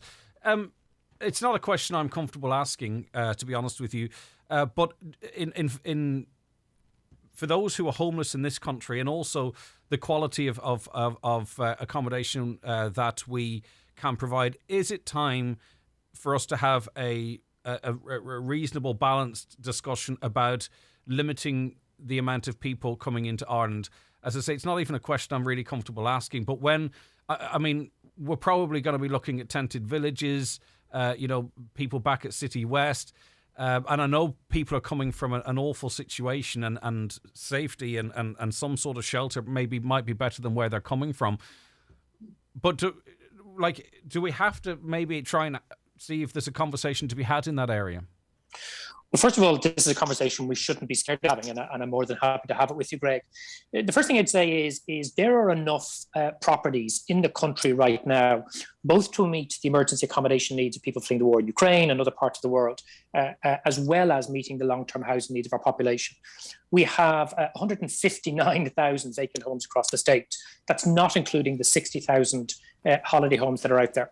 And the Refugee Council of Ireland have, from the very start of the Ukrainian war, made a very, very strong point, and I support it, which is let us ensure that the emergency accommodation for Ukrainians is outside of the mainstream housing system. Let's offer owners of holiday homes a 12-month license agreement, a modest administrative payment of 500 or 600 euros a month to provide emergency short to medium term accommodation for Ukrainians. At the same time, while Roderick O'Gorman of the Department of Children is doing that, Darragh O'Brien of the Department of Housing needs to accelerate the delivery of social and affordable homes.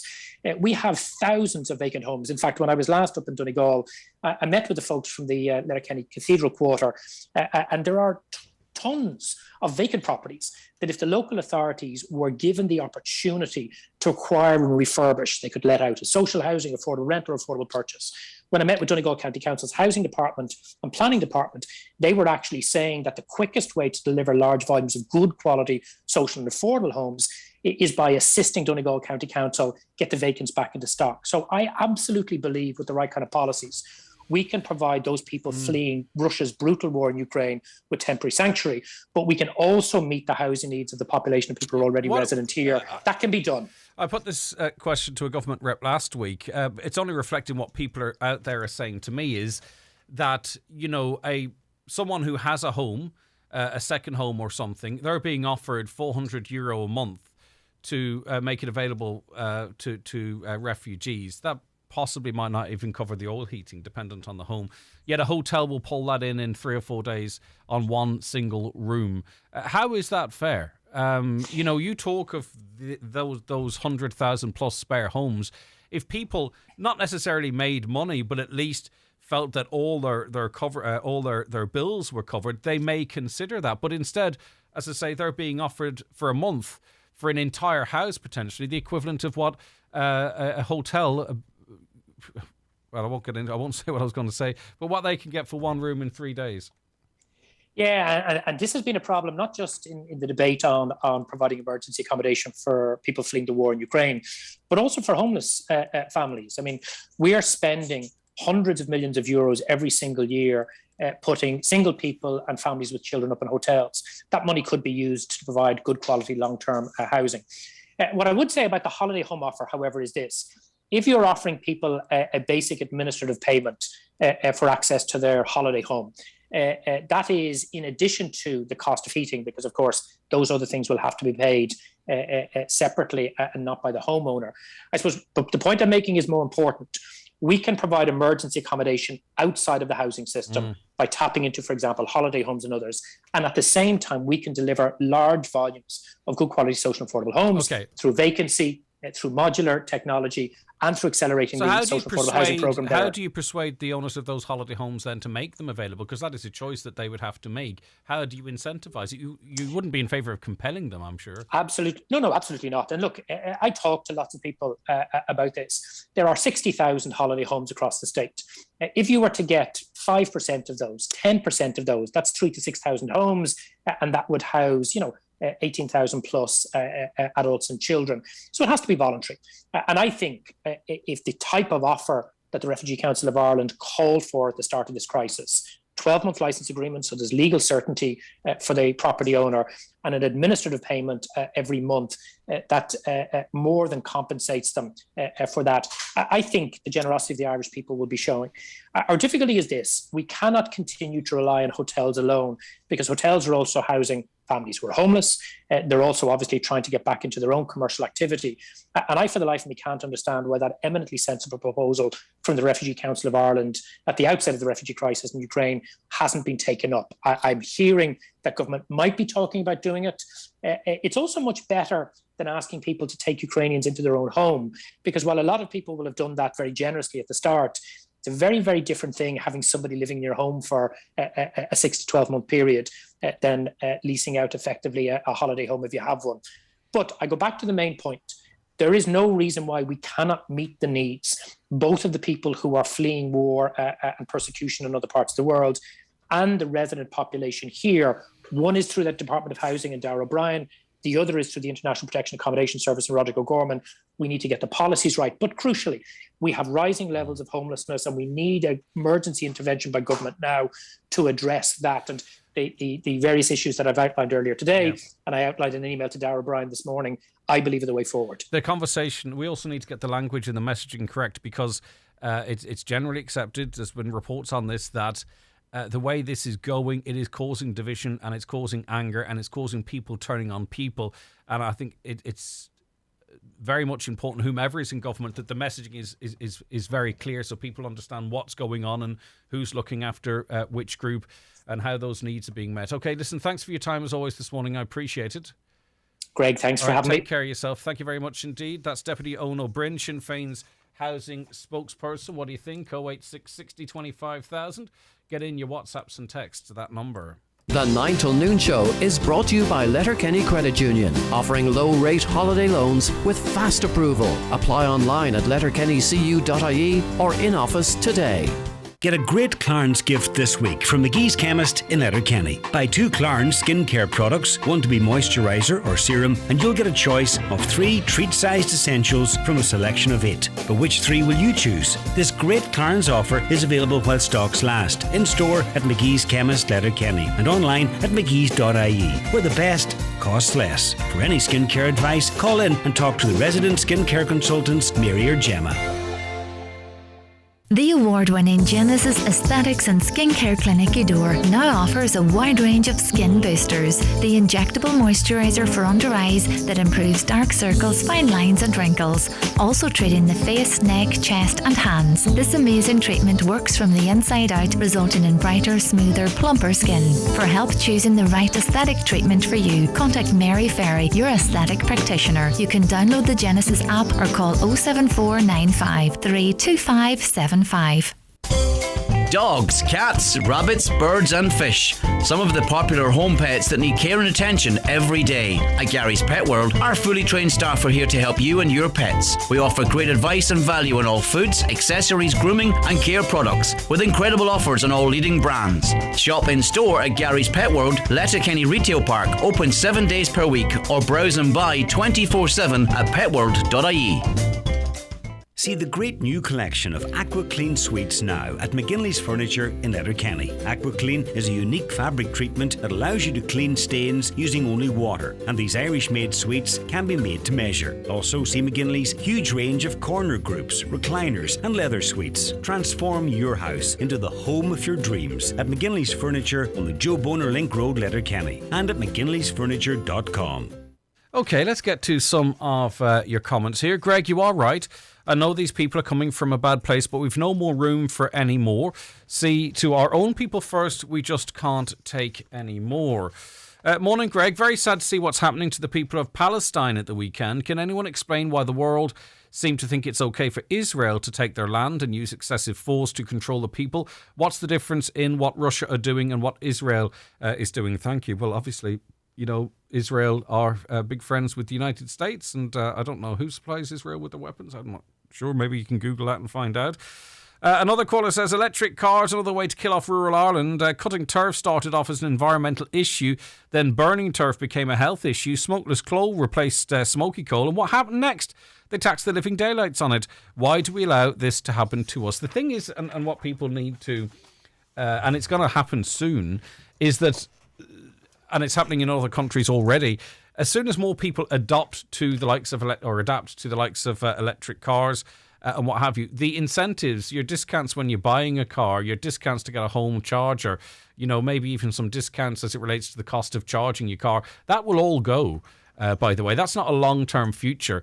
The idea is not that you will save money driving an electric car over a petrol or diesel car. That's not the plan. The plan is to get you out of the petrol and diesel cars and into an electric car to try and assist that transition. They'll incentivize it. But as soon as more electric or hybrid cars are sold than petrol or diesel cars are sold, they'll believe that that is job done. And then a lot of the incentives that you see now will go. And they've already started to ease. Have begun to ease back on them. So the idea of driving, the long-term plan is not that you save money driving an electric car. It's incentivized now so that you might switch, but don't be switching over. Don't be switching over thinking that you're going to save a fortune and that's the way it's always going to be and it's going to be cheaper, because that's not what's going to happen in the medium to long term. I am on the market for buying a house, but I was considering booking a holiday. I seen you should keep unnecessary spending to a minimum. Should I skip the holiday? I think in the wider scale of things, you should go on holidays personally. If you have the resources, do it and enjoy yourself. The footpaths in Letterkenny are not maintained by the council. They're getting narrower due to not being trimmed. Signs are obstructed by growth of trees and weeds. What do you think about that? It's not the first time that's been mentioned to me, and I've seen the pictures. A lot of the hedges and trees outgrowing on the footpaths, and, you know, for people without, say, for instance, vision issues or mobility issues, it's problematic enough. Imagine walking with your guide dog or a cane and getting slapped in the face by these hedges. I don't know. It's a mixture of private and private hedges encroaching onto the footpath and public ones. I don't have a hedge. Are you not allowed to cut hedges at the moment? Is that why? Or is it that it's not just the maintenance is not being done? Which? 086 60 25,000. I'm sure it's not just Letterkenny either. I'm sure there's plenty of towns around the county and villages where people are noticing the same situation. Repower cuts. There are medical situations that will need generators. This will require thousands to obtain these, and people simply cannot afford it. Then the house needs to be wired. There's no option for them or backups. We are trying to suss out what we can do to help out. Well, look, that's exactly one of the reasons why residential properties will be one of the last, in my view. If there's nothing at this moment to concrete suggests that power cuts will be required. The government is going to look at industry like the data centers and say, look, we need you off the grid. What are they, 5 or 6%, something like that there? What can you do to provide your own energy? Greg, you really dismissed that text. People no longer hide their habits. I operate an ice cream van and I see it firsthand. Parents drinking and smoking cannabis. It's no longer cigarettes they smoke. Children are getting the scraps off the table after the parents' habits are fed. I know there's a typical attitude that it's families on social welfare, and many think that's a very fair attitude to have. But in my personal experience, that is a true fact.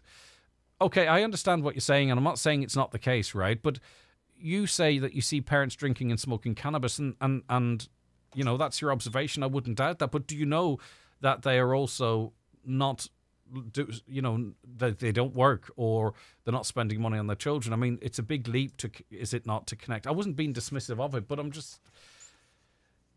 it seems to be a held view out there, and I just think it's very unfair on a huge group of society. Many I know who are on social welfare, and many I know also who are working, are struggling to make ends meet and are very worried about autumn. Maybe there's people out there in that category that I don't know, but I'm on about the people that I know. They're struggling, and they don't have fancy cars and holidays and all the bells and whistles of things. That's just my experience. Maybe everyone else is wrong. I think that the back to work allowance should be paid out in vouchers. Just my opinion. Have a nice day. Yeah. I was told 3 weeks ago a man paid $36,000 up front for the rent of a 5-bedroomed house. The landlord gave him it back and said he was selling the house. It turned out he didn't sell the house, but put refugees in the house, which he's getting paid $16,000 a month from the government. You can't blame him for doing that, but this government is totally incompetent when it comes to the country's money. So someone, I thought it was €400 available. Someone's getting $16,000 a month for renting a house out to refugees. Any more information on that? Is that true? I'm not saying it's not true, by the way, but you heard it third hand. I'm just suggesting perhaps maybe all the details weren't there. Just spent the weekend reading up on Irish green levels, etc. Our level is 0.09% of the overall pollution. When we do everything getting asked, we will be lucky to hit 0.08, and we will strive to starve the nation for this. Please ask people of Inishowen to look out at Sri Lanka at the minute. They're doing these things, exactly what we're being asked. It's easy to find this is true. Please, Highland, tell the people to look it up. Okay, but I don't fully get the point there, but I'm sure the information's out there and people can look. Is the Ukrainian funding not coming from the UN or Europe as opposed to our own pockets? There's separate tranches of funding there, we are told. Right. Let's take a piece of music. We'll be back with more. I just want to say for Mum and Dad, Marion and Francis Duffy of Lisfannon, 50th wedding anniversary today. Hope you have a lovely day from all the family.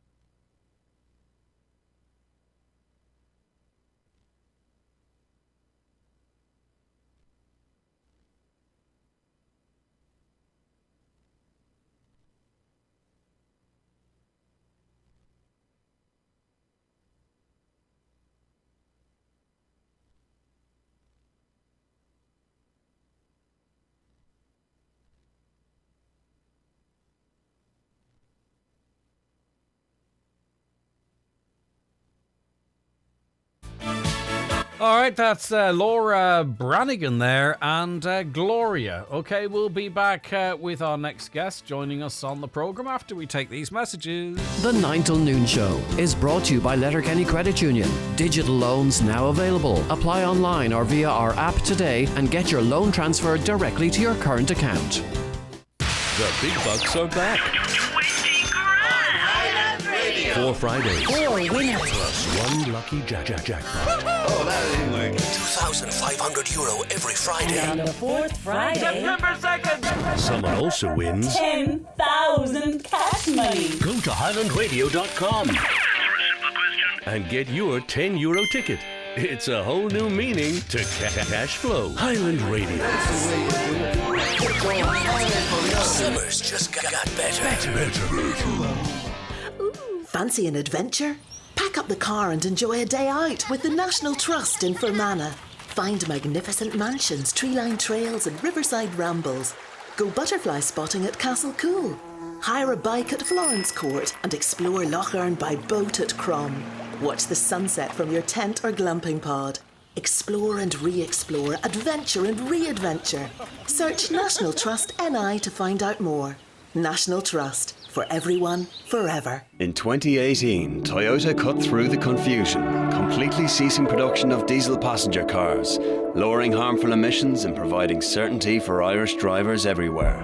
And Kelly's Toyota are proud to be part of that hybrid electric journey.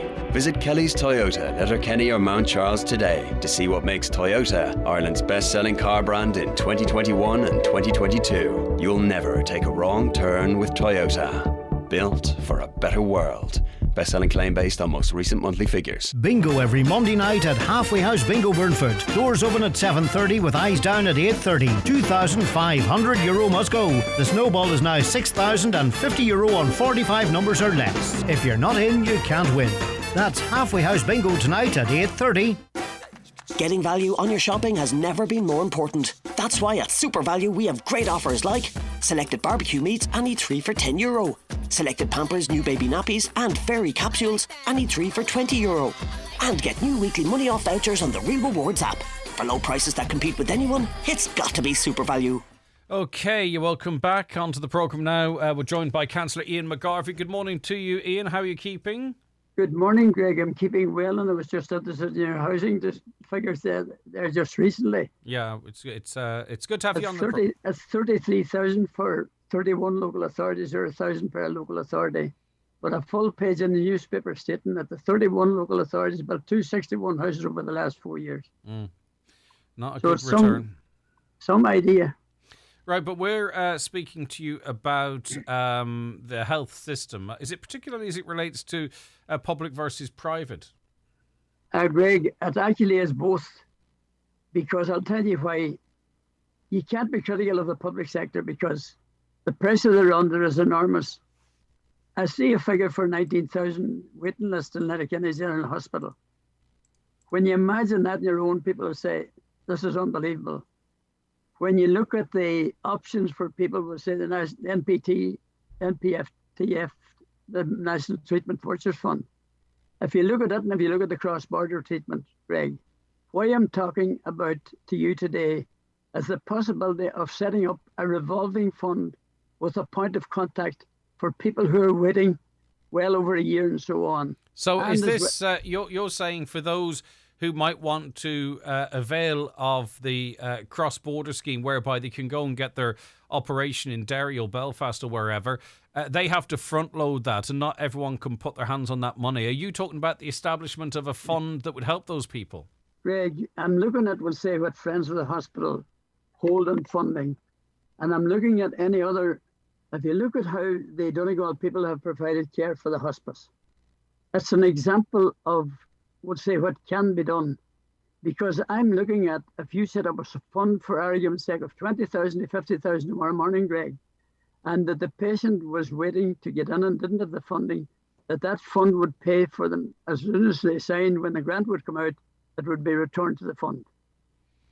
Can you understand where I'm coming from? Yeah, no, it makes, because a lot of people are doing this privately. They're going to the credit union or wherever to borrow. Well, Greg, exactly, Greg, and that's an added cost to people. And now the other thing I do want as well, Greg, because what I said to you now, with fairness to the staff, I have talked to some of the staff, including people with the waiting lists and all the rest of it and so on, and they thought it would be very, very important if somebody was identified to take the person's complaint, number one, look at the options open to them, number two, and that the person would have no further input only if it were agreed and assigned up that they would return the grant and that it would be collected by the fund rather than by themselves.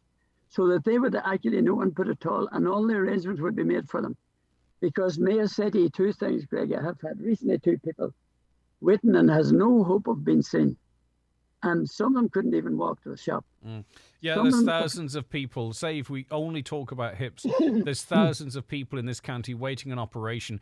They can't sleep properly at night. They can't get about right. There are other, because of the restriction in their mobility, maybe other areas of their health are disimproving. I mean, and yet, if they had the funds or the transport or the proper support, they could probably get seen in weeks in Northern Ireland. Within weeks, Greg. This is the point I'm making, Greg. And don't think that I don't admire the people who are working, because I know the amount of staff that's about Letterkenny Hospital. I know the amount of consultants, I know the amount of doctors, I know the amount of administrative staff and all that's there. But having said all that, Greg, those people are working within limits and constrictions that will say are there and they can't step outside it. Mm-hmm. So just I talk would to be me, looking in for the last couple of minutes we have then, Ian, just talk to me then about who do you think, how big should this fund pot be and who do you think should administer it? Greg, I again haven't talked to staff.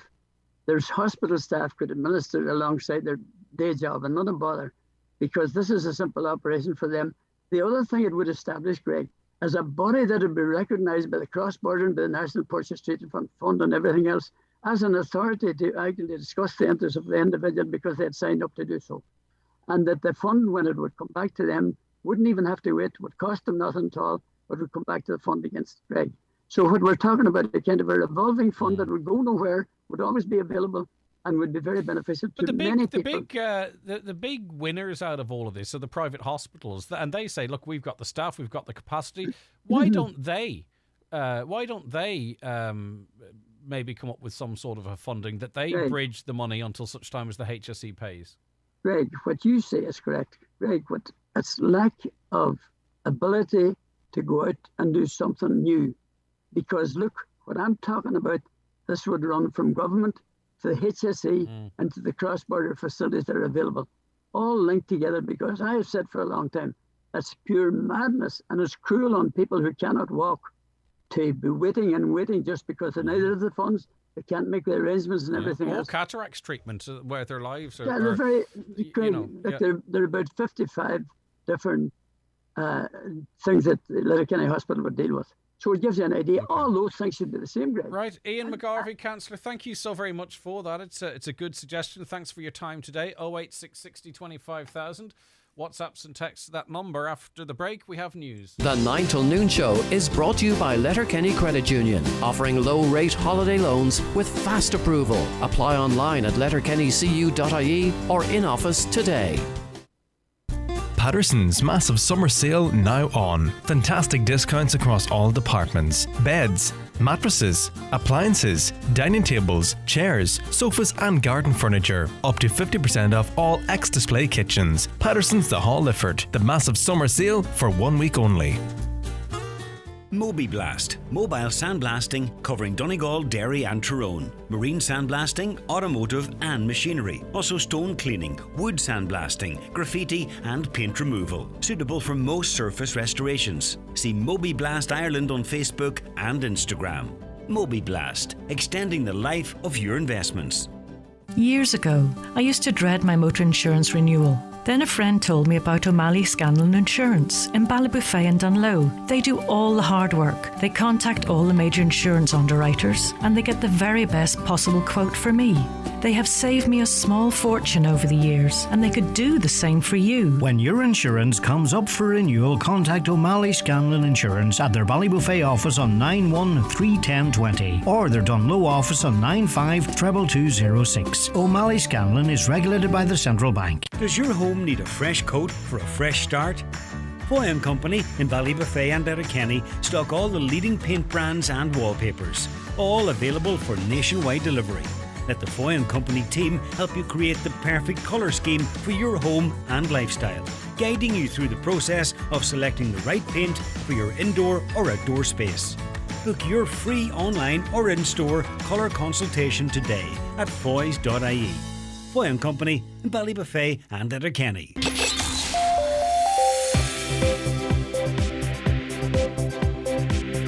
Okay, plenty of interesting conversation and topics to keep you entertained for the last hour of the programme. But it's time now to get a news update. We cross over to Daniel Brennan for the latest. Good morning, Daniel. Morning, Greg. A local councillor has called on energy companies to stop price gouging by continually raising their prices to chase profits. Councillor Michael McLafferty says this type of economic action from energy companies is reminiscent of the end of the Celtic Tiger, leaving many people struggling. He's appealed to energy providers to stop chasing profits in the face of a cost of living crisis. You can hear from him on our website now, that's highlandradio.com. There's a warning that Ireland is underprepared if faced with a global energy crisis. A former managing director of the ESB says Ireland is the least prepared country in Europe when it comes to its energy security.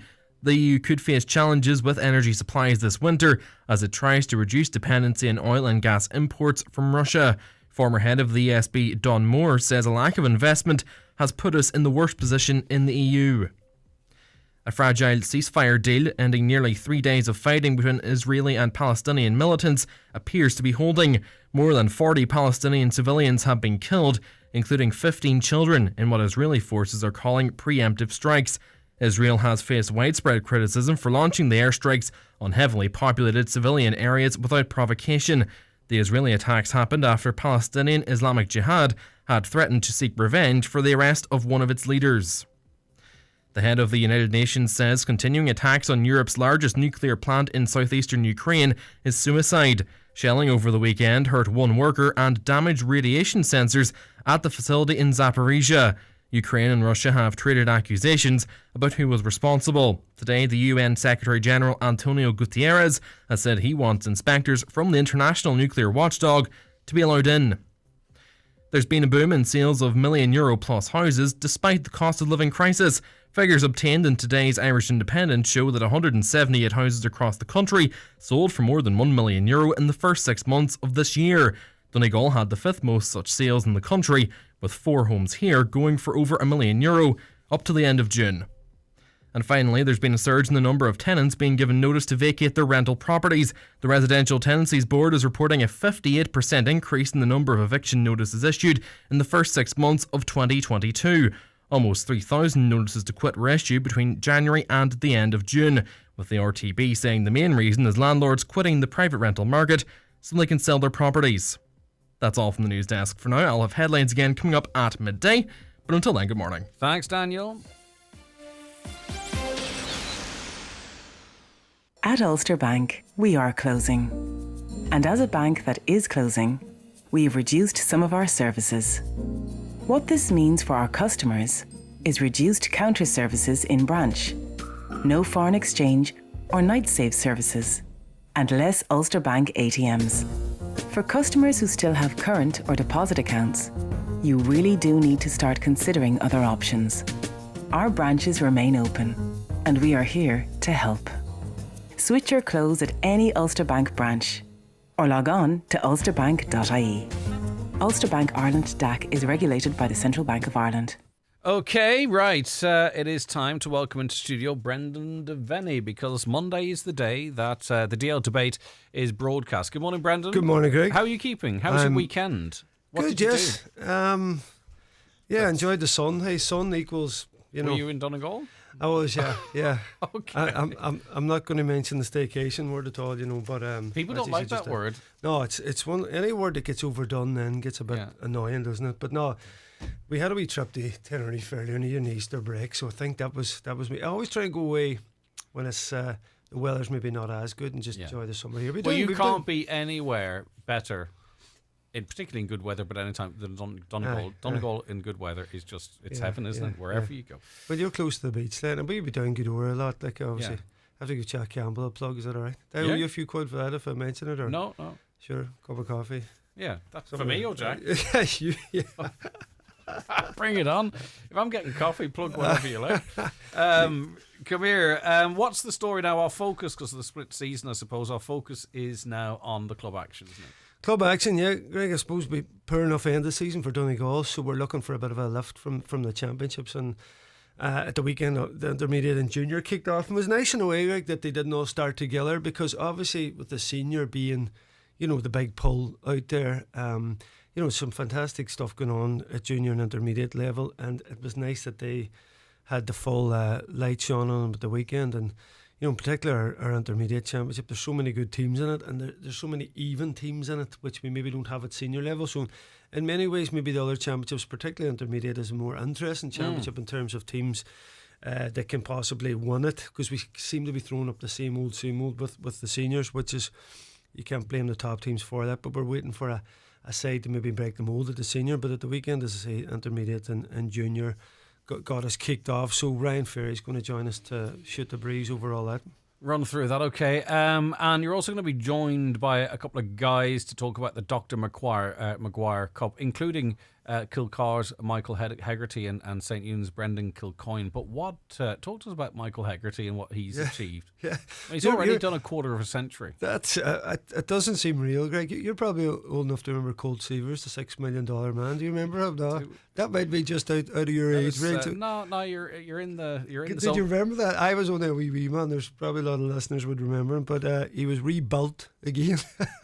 They made him superhuman, but I really, when you look at that a few times, I had to re-look at it a few times, because I know Michael started playing 2006, around that time, so I think it's 26, 27 years now. Most players will play, senior football around about 12 odd years, give or take injuries or whatever, lose interest or whatever happens around their senior team, and quite a few go longer than that, don't get me wrong, Greg, but to go to this 26, 27 year mark is, I mean, what level of commitment in terms of training that would take, because as we get older, to achieve where we were at 10 years ago, you have to maybe adapt your style of play, but you certainly have to live a certain life that's very committed to being fit. Yes. And able to operate at a good level. Yeah, but not doing what I did at the weekend, basically, that you asked at the kind of what top, I'm saying, Greg. yeah. Burgers and beers. But no, Michael was one of those, I guess he had that kind of, he had that type of build, that he was a real kind of classy footballer, and it wasn't that he ever physically exerted himself on the game, because he was one of those players that found time and space, brilliant range of passer, brilliant brain in the game. So his type of skill range, and he could put the ball over the bar, was, as the rest of us, maybe injuries or started to slow down to that, because he was so intelligent on the pitch, he still was able to operate.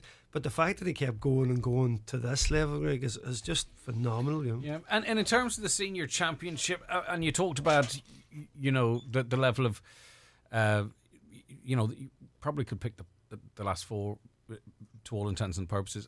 Is there anyone out there, any teams out there that potentially could break through? It's hard to know. Listen, Irua had a brilliant league run there. They're playing a Bundoran this weekend. You're looking at Glenfin, decent league as well. Dogged sides out there. Like for years there, it was teams like St. Michael's and that were trying to make the breakthrough as well, and that. So, the top sides are just that bit ahead, and how the other teams play them then is the interesting scenario, because a lot of teams have gone defensive, and then they've been defensive, and we've talked about this many times, Greg. So we're probably just trying to get the balance between a team coming through and our own teams opening up and playing, but outside those top four just yet, they seem to be continually getting better all the time. Now that's like underage ways.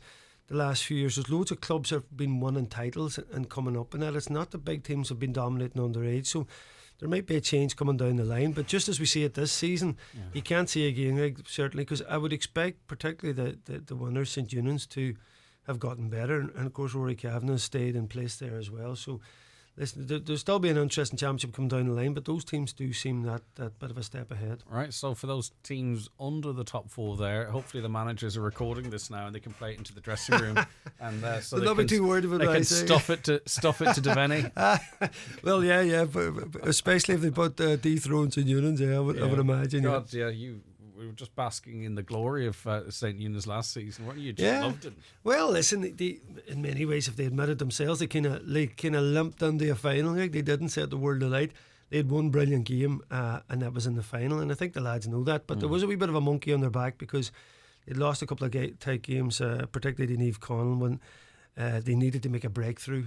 So in terms of that, where that takes them to this season will be interesting. Can they grow and get better? But listen, Kilcara, obviously Barry O'Hagan, former Armagh county player, is in there, and they obviously go well, won the league, and they'll be a dangerous proposition. And of course, Niamh Conall are going to come back in the mix, and of course Gidor, U management down there as well, and looking to get back on the front foot. And that said, McFadden Ferry, one of their main men, had a bad injury there. He's out for the season, which is a huge blow to be Trevor Alcorn, chairman man. He's going over and taking the reins down in Gidor. So listen, lots to happen in there yet this season. All right, plenty for you to talk about. So Brennan's going to be joined by Brendan Kilcoyne and Michael Hegarty to preview next week's Senior Football Championship, and he and Ryan Ferry reflecting on the junior and intermediate competition. Any further speculation or white smoke as it relates to Declan Boner replacement? Yeah, lots of rumours out there. I don't know many of them are that serious. I know that Malachy O'Rourke, which was a lot of people's, if we're going outside the county, I know that Meath, there was talks of that, and there was a figure thrown out there that he asked for and everything. You hear all these things, Greg. You don't want to repeat them factually now, but certainly that was a possibility that could happen. Of course, Monaghan themselves are looking for a manager. Malachy had great success here before, but there's guys inside the county, different guys from around their age to do the likes of Rory Cavan, and people talking about Jim and McHugh and a whole lot of things being thrown about there. I mean, I did talk to one guy about, we had another conversation with a guy about it around getting into it myself, just in that conversation, time is the thing, Greg. This. So someone who might have been interested in it was looking who else around the county might be joining part of their team. He was just asking, what... Put the feelers out, that would make a lot of sense. Listen, we had a good conversation about it. Were you surprised at what level of commitment would be required from the likes of you for a role like that? Yeah, well, when we had the conversation initially, Greg, it was, about coming in full, and then it was, is there another way? I think you got to be full time in there, and if you are, then it's X amount of evenings during the week, and then it could be a Saturday, it could be a Sunday, it could be both. Such as a level. And you have to commit for, initially at least the term of whatever the new manager commits to. It's a big ask, it's huge. It's a huge risk. It just comes down to huge rewards in terms of not money, but in terms of in terms of maybe money. Well, yourself to be part of something that could be. It comes down to the kids for me. You've time with that is. So you did, but did you say no? Yeah. Right, so you've ruled yourself out of that. Yeah. All right. Yeah. Any that's your bombshell exclusive now. Yeah. But Greg, listen, if time was at if your kids were at a different stage, you know how it gets on now. Your father yourself. I know exactly. Once you get to the stage where they can occupy themselves, I mean, my eldest lad, there's no issue there. He doesn't need my attention all the time now. My youngest this morning, I'm trying to read a few newspapers and he's hanging out a bit. Well, you're spending time with them yourself too, isn't it? It's a two-way. So it's just. I mean, if you're both people, I think from years ago, Greg, if you take it now, both parents are working now, and so if you have this thing then where you're away in the evening, so if we both come back from work and then I'm away to training, you have that thing. But with that in mind, though, Brendan, is there a way of managing it better though? Because like a lot of people would feel that you'd have an interesting influence, and I think tactically, whomever you were speaking to, I presume you don't want to say who it is, but they would have to be like-minded in terms of a style of play, for example. I don't think you'd be interested in going in and being involved in this sort of lateral play and defensive play. Whatever about the time, I'm not sure you'd want to be involved in that. Yeah. Oh, you're right. We actually had a chat about tactics. You're 100% right. Yeah. Because I think that's important, Greg. And listen, there's a way of playing the modern game, but you got to look at what squad you have, and that's the thing about the GA. You have who you have. You have your Donegal boys, and you got to work with that. And I think, as we've spoken before, the way we ended this season, the 2 defeats that we had in that, has probably made a lot of people question mark you know, where this team's at. And I think some people maybe those periods within one of those games at least, whereby if we had adapted in that moment, we would just be in a, it's like the butterfly effect. The whole conversation would just be so completely different. Exactly. There's aspects to your game and our squad which is top drawer, but then there's issues in there, you know, I think physically and defensively at times where we can get strangled a bit by the opposition. I think that's the thing that but you got to figure out a way to play to the best of what you have. But I don't think we did that. There was another thing I was going to say to you though, sorry, and then I rambled off. Like, what other really good football people do we not have in the game because they have to make a decision between being involved in a county setup or an inter-county setup and family life? Do you know what I mean? Is it possible that we need to or could look at that so we have the best of the best available and not having to make a decision between spending enough time with their young ones or their partner and you know, being involved in an inter-county setup? I know there's a certain amount of time that has to be committed, but maybe we need to look at that. Yeah, I think that probably comes down here. There's a whole issue there. Say if you're the manager and it's a big job, and listen, if you are being some way compensated for that, I think you can, you know, that fits for you in your life. And if you have this, say you have a young family, for instance, whereas say you're a selector or you're someone that's getting involved in some other way, to commit to that their time without all that there, it can be a harder sell, you know. So I think if you're on about the best people, the main trainers and people about, they're committed to that life anyway. Yeah, but they're already there. Yeah. They're in the pool. What we're talking about is no disrespect to them. But you see, you can't get that pool without kind of being in it anyway. Do you know what I mean? Yeah. Well, you're not in the pool. And you could have been. Well, that's a Gunnan's 1 year, joint manager and trainer. Well, I'm on about currently. Yeah, I know your record is there. I don't mean that, but I'm just saying. What I'm trying to get at is that I think a lot of people think that you would have a valuable role to play, and the fact that you would have to make a decision in doing so between your life. And not your life, but your family and your. That's all. But anyway, listen, it's sport, and maybe that's the way it is. Is Jim McGuinness still being linked to Mayo? I haven't followed up. Yeah, I mean that's a perfect appointment for him. Can you imagine? I think he goes in there with a pretty decent team. And breaks the hoodoo. Yeah, I think they're in the way down. You see, Greg, again, a lot of question marks about Mayo. Can they come back again? Yeah, and listen, a lot of their players' legs, they're not. The replacements aren't there for them. I mean, Mayo. If you take it back to when Jim took Donegal, if he took Mayo then, they'd have won X amount of All-Irelands. There's no doubt if he had put that into Mayo, because they had an unreal team then. And over the years, they've replaced an odd player and they've been up and down a bit, but I think now Mayo are on the way. And I mean, Galway certainly, if you look at them, Galway are on the up compared to that. There's an interesting squad there. I mean, if you ask a lot of managers now, that Galway team, I know Park Josh has made it, but they're on the way up. You know, Armagh on the way up. Maybe Derry a bit, you know, so different squads are You're not sure about if Derry can do it 2 seasons in a row, are you? Yeah, I just think, Greg, listen, they can't, tactics again, as we've spoke many times, we've seen it come up sharp how many times, and again they can be figured out. Their forward line, Derry don't have the forward line, you know. If we got a mismatch between us and Derry, you'd have some side, put it again. Is that a proposal? Right, the Derry defence and we take the midfield and forwards maybe.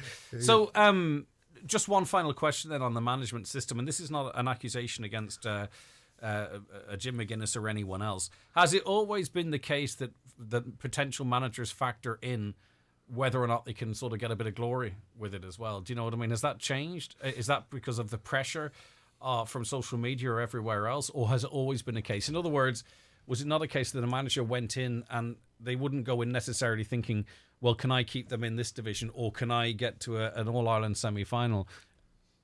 You know, maybe they have to look after their egos. As I say, I'm not saying that's against anyone specifically, but has that always been the case, or is that a new thing? I think they want to win. There's probably people who take a county job. It's a huge job to get, Greg, regardless, and particularly if they're from the county. You know, if you're going to step in from another county, you're going to want to be silverware, or there's obviously money involved in it as well. You're going to have to be properly compensated, and a lot more maybe than a county man in there. But it depends, Greg, on you're right, on the squad. Now, if you look at certain teams or even club teams, I know Bundoran this year, no manager, and Peter McIntyre of the Allingham stepped in, and me Barney Kern come up in that, and that was a last minute thing, just because there was nobody there to take it. So it depends on the situation of the job. So at the minute, it's Donegal a job that a lot of people are looking after or going for. They're not, Greg. It's almost as if it's opposite. We're going after certain people. They say, do you want to have you want to take this job on? I think that's more we seem to be reaching out more than a load of people saying, I want that job. And do you think down the country, maybe Ulster football looks a wee bit toxic, like that you could be, you know... You know yourself. You've seen the Sunday game. You know the instant default position. It's huge. You've Ulster football, and then you've the rest of Ireland. Yeah. It's a complete different the world. country and get involved in that. Yeah, yeah. Why would you? There's a strange reaction to everything that happens in Ulster, but the tactics and the love of football in Ulster, I think, has grown out of that there. And you just have superpowers down the country that stand out from other counties, whereas nearly everybody in Ulster in this last 15-20 years has had a cut at the other teams and has been able to beat them. Now, I know this last while there's been a bit of domination, but by and large nearly every team in the province has can beat the other teams from year to year or time to time, have been able to do it. You don't get that in other provinces, and that's why Ulster's so different. And then the tactics that Ulster brought it then kind of stuck it up to a few of the say the superpowers, and they found that hard to take, particularly some of the in-your-face type tactics. So there is a thing lingering there all the time with Ulster and the rest of the Well, maybe country. with the change of the panel up at RT, I suspect RT will come back with a whole new approach next year. Yes. I think you'll see the presentation of that sport completely different on RT. Yeah. And they might go more to the sort of the Sky Sports model, where it's more just based on analysing particular elements of the game, not necessarily about opinions or pointing or banter, whether people like that or not. I think they're going to change it big time next year. There's more criticism of the Sunday game, I think, than there is of any football match. Yeah. That's Exactly. it's mad. So just to recap, you were approached by a potential candidate. What was it in a coaching role? Yeah, something like that. Yeah. And you just we had a talk. But have you ruled yourself out of it? Yeah, completely. Not just with that individual, because you know. Yeah, again, it's not about the individual, you know, and obviously I'd never say who it was to anybody. I haven't said to my wife. I don't keep any secrets from her, of course. You did tell your wife. I didn't. What's her number there? I'm going to ask her. See if she. You better not have her number. See if she. No, I don't have her. But it wasn't about him, Greg. It was just about time, and we talked about it. Yeah. But listen, he's a good fella, and we talked a wee bit about tactics and where the team needs to go and that. So, listen, that was just something that was happening, Greg. But it was good to know that he had a keen interest in it too, and I think that's what we need. We need people, as I say, someone has to step up. I think this is going to take someone to step up. Yeah, and I think whoever it is, we've got to give him time, because at the minute things aren't right. We've got to probably get a wee bit of energy back in from the county, because we had very poor support. The Ulster final, definitely at the Armagh game. So I think we've got to maybe get new players in, give a wee bit of a different style, and get a wee bit of love back. I in think the too, game. maybe how things are communicated would help too. You know, every element of this is not a criticism of anyone as such, but every element of the game has been modernised, and I think maybe just how the inner workings or the team or whatever or management, how it's communicated with the public, I just think that could switch up a little bit. Do you know what I mean? I don't know, but I think there's something could be done there, because the message has to be gotten out that do not expect necessarily, you know, a semi-final year one. That's unrealistic. Yeah, there was quite a bit of negativity at times hanging about there too, Greg. You know, I think some of it's unwarranted. You know, particularly when you just think about, right, you have a manager in there. You know, we've seen there was a lot of stuff towards Boner at the end. Listen, for all he's done, Donegal. Plus, listen, he's trying to do his best. So are all the players.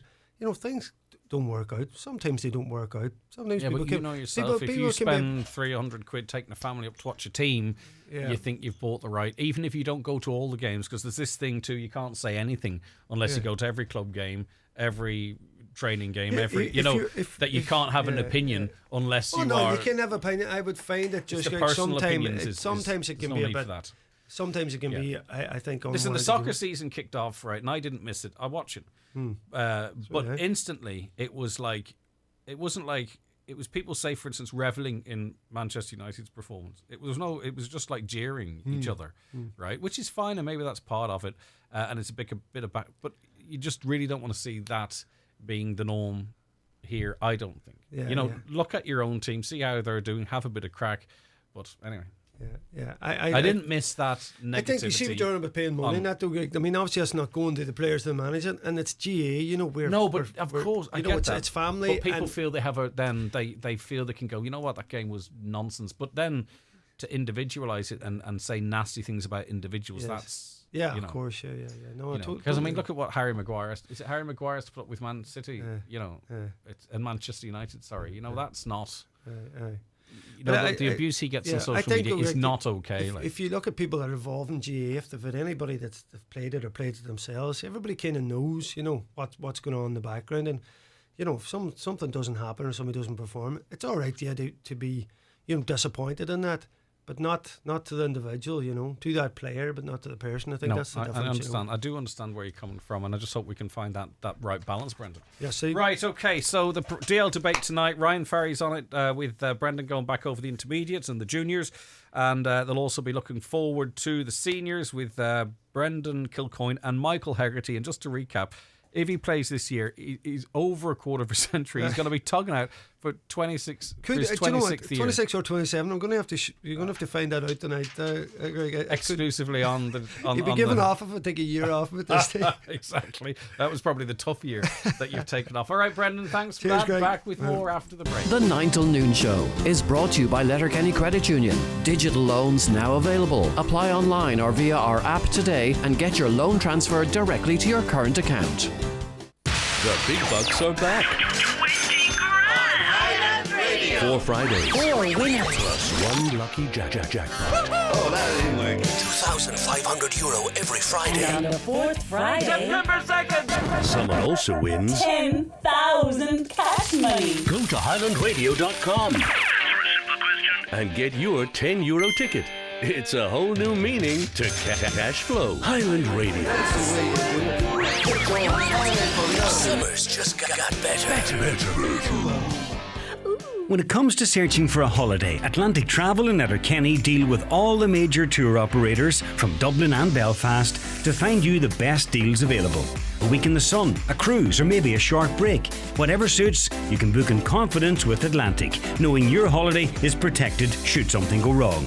Take the hassle and worry out of your holiday booking with the award-winning Atlantic Travel, St Oliver Plunkett Road, Letterkenny. For a quote today, see Facebook, visit atlantictravel.ie or call 9126193. Want unbeatable value from Sky?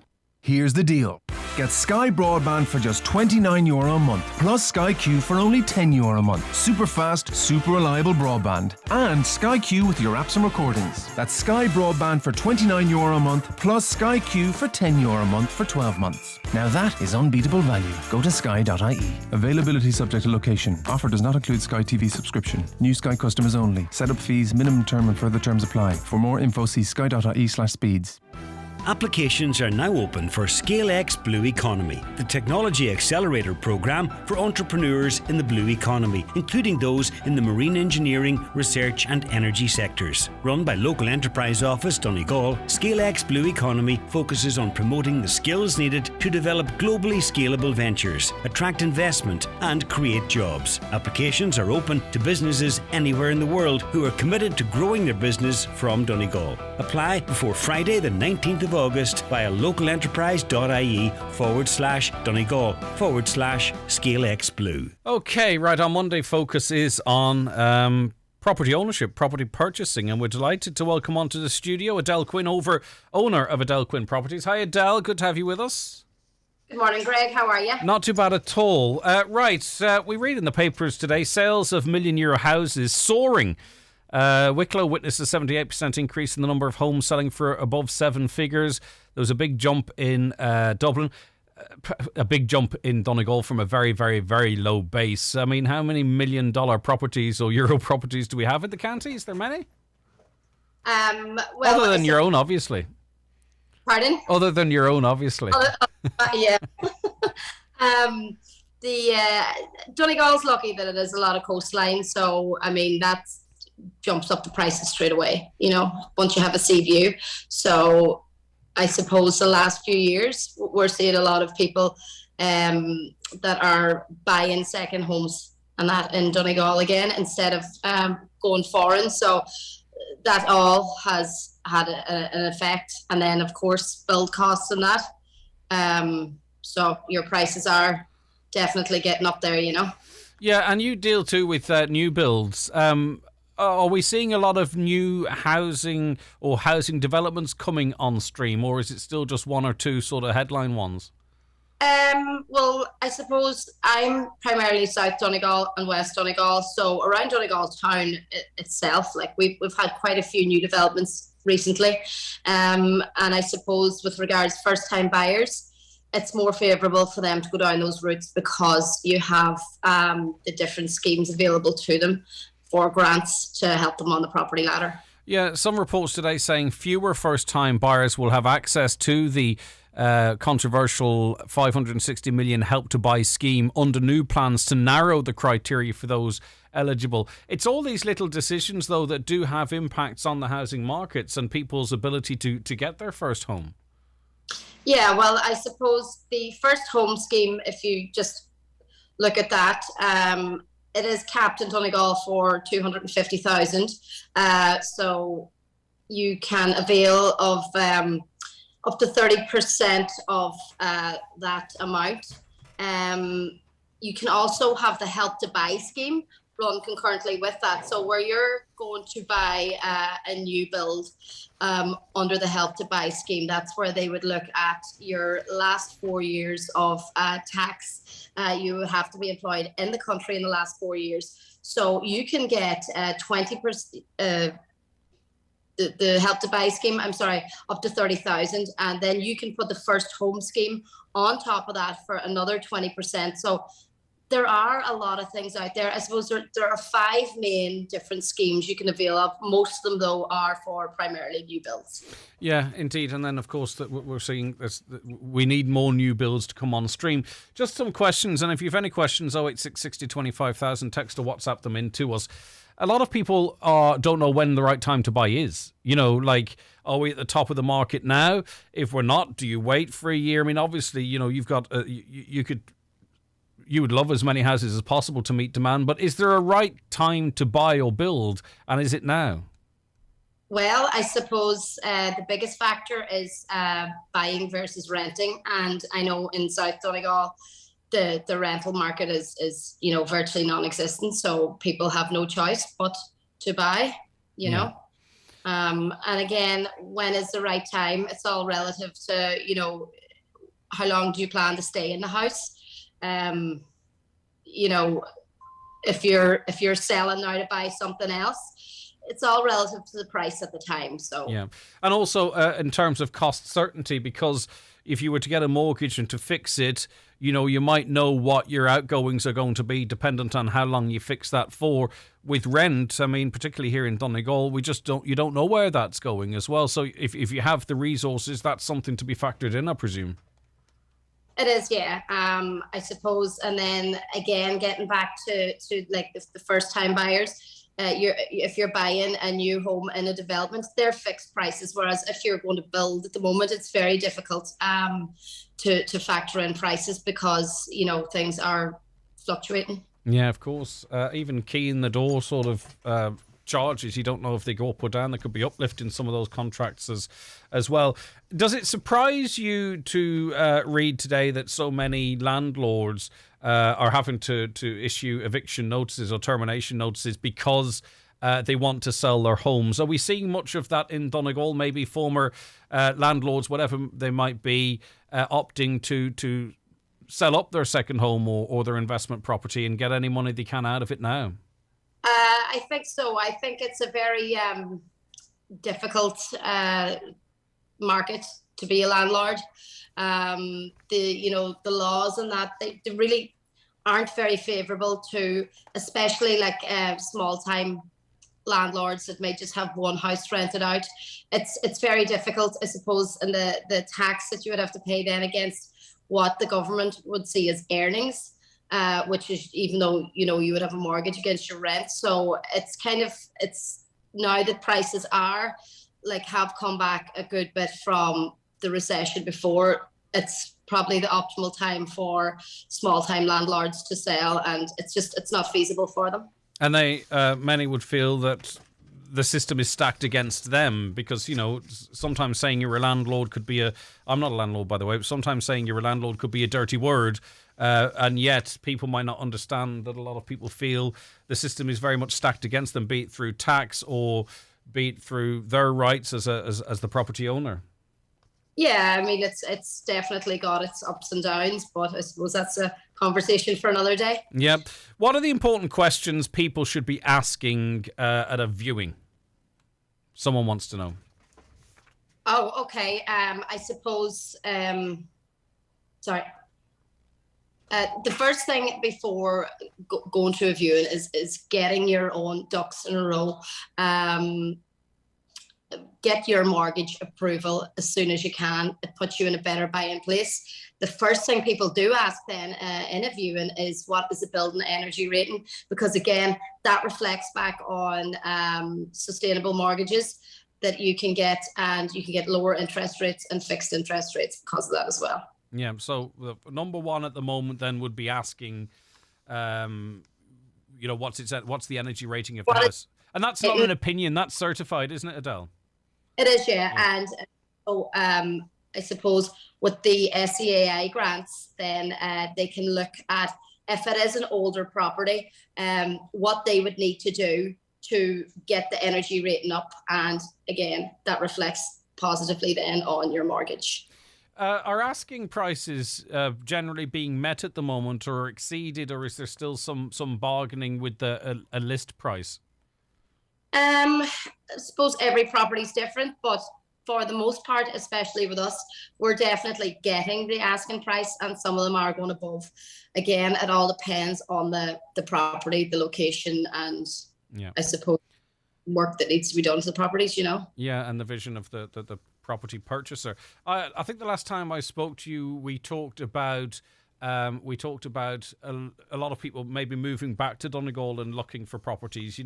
Maybe people wanting to remote work from here. Is that still? You still getting a lot of inquiries in that regard, or is that tapered off a bit? Or I suppose it has tapered off a little from last year, because it was crazy last year when everybody had to work from home, but we're definitely still seeing a lot of it. I suppose last week I had a few couples in. It's you're getting to work from home. There's a better quality of life. You're in Donegal. There's a beach never going to be too far from you. Do you know what I mean? And when the sun's out, as they say, like twice a year, it's lovely. But yeah, they've been one of those days. But you're getting to avail of the quieter life here, but you're still getting your higher income. Yeah. Is MICA testing now automatically provided when buying a house, or is it something I need to request? And if I do request it, who foots the bill?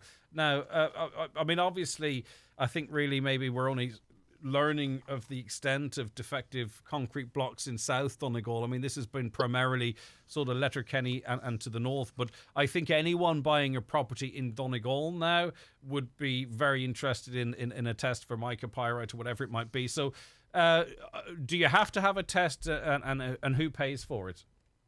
You don't have to have a test. I've had a few properties recently that the purchasers decided to do mica tests of their own avail, and they paid for it just to do their due diligence. So down the line, they're not going to be caught on it. But I suppose we have another case at the moment that the purchasers and the vendors they're going to split the bill half and half, because it's in both of their interests. But again, there's nothing set in stone. So there's no rules. It's just.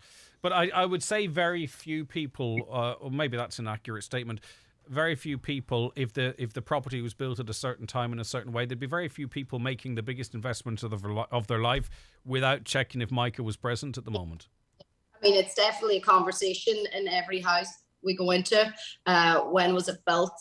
Where did the blocks come from, etc. But it's definitely something that you must consider, because, as you say, it's going to be one of the biggest purchases of your life. So, but I suppose it's a newer thing in South Donegal at the moment. It's not it's not as vocal as Understood. A caller says, in your experience, is it more cost effective going for a fixer-upper house? It seems more in our price range on paper, but in reality, would we end up paying more? I know people would buy them to flip them or enjoy the prospect of doing them up. I mean, it really depends on your circumstances, because you could be the type of person that could do a lot of that work yourself, or you could have to foot the bill. And so is there is value in a fixer-upper, or would you say, look, if you can afford a house sort of effectively turnkey almost, you should go down that road? What's your view?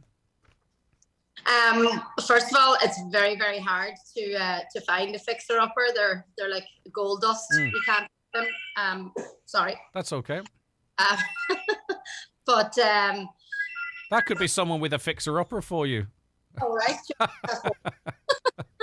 But look, it's the last year or two with material costs, it leaves it very unknown. Whereas if you're going to buy a house that's already done, you know the final cost.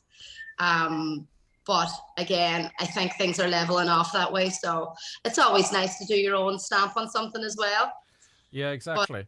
A caller wants to know, are there any main hidden fees or charges that we as first-time buyers might miss or don't realise?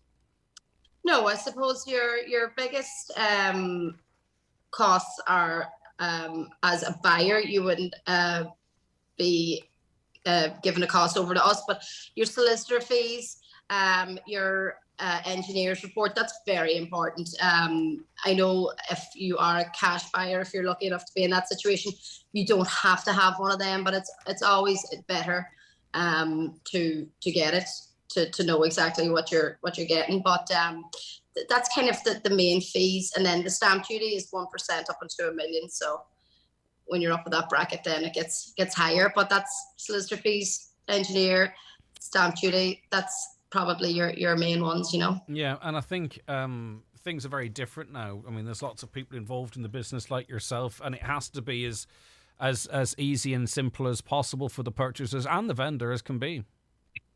Yeah, I mean, listen, you can make it as difficult or as easy as possible, but at the end of the day, everybody has one objective.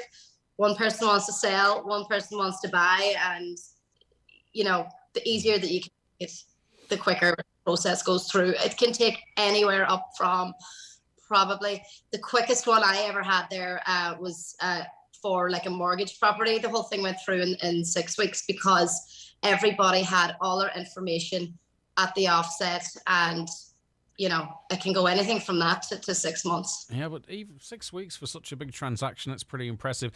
Finally then, so in terms of where we're at, in terms of property availability versus demand, is demand still currently outstripping properties that are available? It would be, yeah, absolutely. Especially because of the lack of new builds in the last 10 years. So it's only now we're starting to see, you know, a lot more properties coming on the market, but the demand is still there because, again, it all comes back to materials, and building a one-off house is still trickier at the moment than buying something that's already there. Yeah, and I wonder how we compare with other counties in terms of property turnover. You know, in terms of buying it and then selling it on down the line. We probably rely more so, don't we, on new builds to sort of keep the wheels moving. Yeah. But again, until lately, I suppose there weren't a lot built. It's only in the last few years down around South Donegal, down around Donegal town, maybe the last 3 years that there have been developments. I'm not sure if this is one for yourself, Adele, or maybe an accountant, but you might be able to help. Myself and my partner are not yet thinking about getting a house.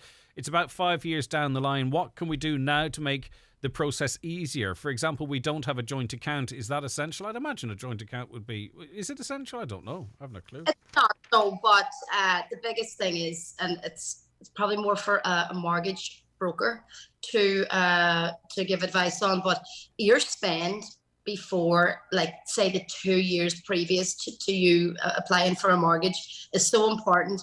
Get your deposit together and just watch your spending, because that's what it'll all be judged on.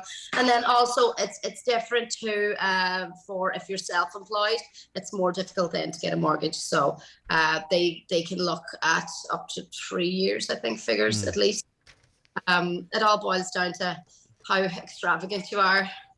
Very. And there I've seen the forms myself, and I speak to people in the industry. You're talking about that important 2 years in advance. I'm not sure how big a factor it is, but I have seen the box for lotto and for lotto, and also for transferring to gambling companies as well. It does appear on some of those forms. They'll see it, you know, and that will just reflect very negatively against an application. So you need to be smart, and you know. Yeah, here's a caller suspicious of a bargain, and it's last one for now. If a house is well under market value, does it mean there's a problem with it? I mean, why is it well under value? it's a question. Like, it's a red flag. It's a red flag, yeah. I mean, it's at the market value of what it's worth. So there may be a planning issue that hasn't been sorted, or there's an issue there anyway. I mean, you're not going to give away for. Do your due diligence. That's the question. Right, Adele, of Adele Quinn Properties, covering the south and west of the county, anywhere, I'm sure, based in Donegal town. What's your number if anyone has a question for you? Yeah, sure. Our number is 074. Oh my gosh, sorry. 97-25720. All right, good stuff. Or you can info@adelequinn.ie. Lovely stuff. Thanks for your time this morning. Take care of yourself. Okay, that's Adele Quinn there from owner of Adele Quinn Properties. All right, let's take a break. Back with more after these. The 9 till noon show is brought to you by Letterkenny Credit Union, offering low-rate car loans with fast approval. Apply online at letterkennycu.ie or in office today. Michael Murphy Sports and Leisure has everything you need for getting fit in 2022. From training gear to resistance bands, skipping ropes, weights and foam rollers, we have all the essentials to see you through every step of your fitness journey from training to recovery. Shop our range of gym wear, equipment and accessories at michaelmurphysports.ie. Nutrius Weanling Crunch offer, directly supported by the Arrivo Fodder Support Fund, is now available at your local Homeland store. Buy 10 bags of Nutrius Weanling Crunch ATP, get one free. The Nutrius Beef ATP pack enhances animal performance through maximising rumen efficiency. T's and C's apply. Contact your local Homeland or farm commercial specialist today. Visit nutrius.ie for full product details. Scéalta orsa, Annika Lubacha, Oilecht Thorseach. Tá aireacht hever na haireann haar timpeall aring galéir, níla déanamh ach aimsú, déanaar naireacht cultúra, nodúra agus urbra chealúra agus cinnti go bhfuil fauchaí slánachaí. Bígí linn de cheachta náisiúnta na haireachta an 3 lá dé go dtí an 1 lá sfeithe lúnasa. Féach ar heritageweek.ie chun de cheachta na fleanáil. Is tionscan fé seo de chud an cóirla aireachta. Le takeíocht do wificí aireachta na húdaras ó túla agus an rain tuíochta rialtas ó túla agus aireachta. At Volkswagen Commercial Vehicles, the wait is over. Production is back. Now your plans can really begin. Whether that's scaling your business or smartening your service offering. With HB Finance from 3.9%, purchase contributions of up to €3,000 and service plans from $12.99 per month. Don't wait. Secure your next Caddy Cargo, Transporter 6.1 or Crafter at your local Volkswagen Commercial Vehicles dealer or visit volkswagenvans.ie. Be ready to really deliver. Offers for business customers only. Finance provided by way of hire purchase agreement from Volkswagen Financial Services Ireland and subject to lending criteria. Terms and conditions apply. Visit volkswagenvans.ie for further information. Awalia is a free mortgage arrears support service providing financial, legal and insolvency advice to help you keep your home. If you are in long-term mortgage arrears, please reach out to Awalia today. Call 0818 07 2000 or visit mabs.ie/Awalia, an initiative of the Government of Ireland. The Big Band Nights at Logues of Cranford continue this Tuesday night with dancing to Robert Mazzell and his band. That's Big Band dancing this Tuesday night at Logues of Cranford with Robert Mazzell and his band. Do you need a little extra help staying in your home? At Bluebird Care, we offer a wide variety of QMark-approved personalised home care services across Donegal. And our fully trained and committed staff will always meet your care needs with kindness, compassion and dignity. To get your personal home care assessment plan, visit bluebirdcare.ie or call our care team today on 07491 29562 and bring care home. The DL debate returns this week, where Donegal News GA correspondent Ryan Ferry will be on the show to look back at the weekend's intermediate and junior championships. Dr Maguire, winning player and manager Brendan Kilcoyne will be in studio to preview next week's senior championship, and we'll be joined by the Peter Pan of that championship, heading for 27 years of service to his club. It's Kilcara legend Michael Higgery. That's a DL debate just after 7pm news this Monday on Highland Radio and podcasted on highlandradio.com. The DL debate with Sister Sarah's Letterkenny, serving food you'll love in Sarah's kitchen.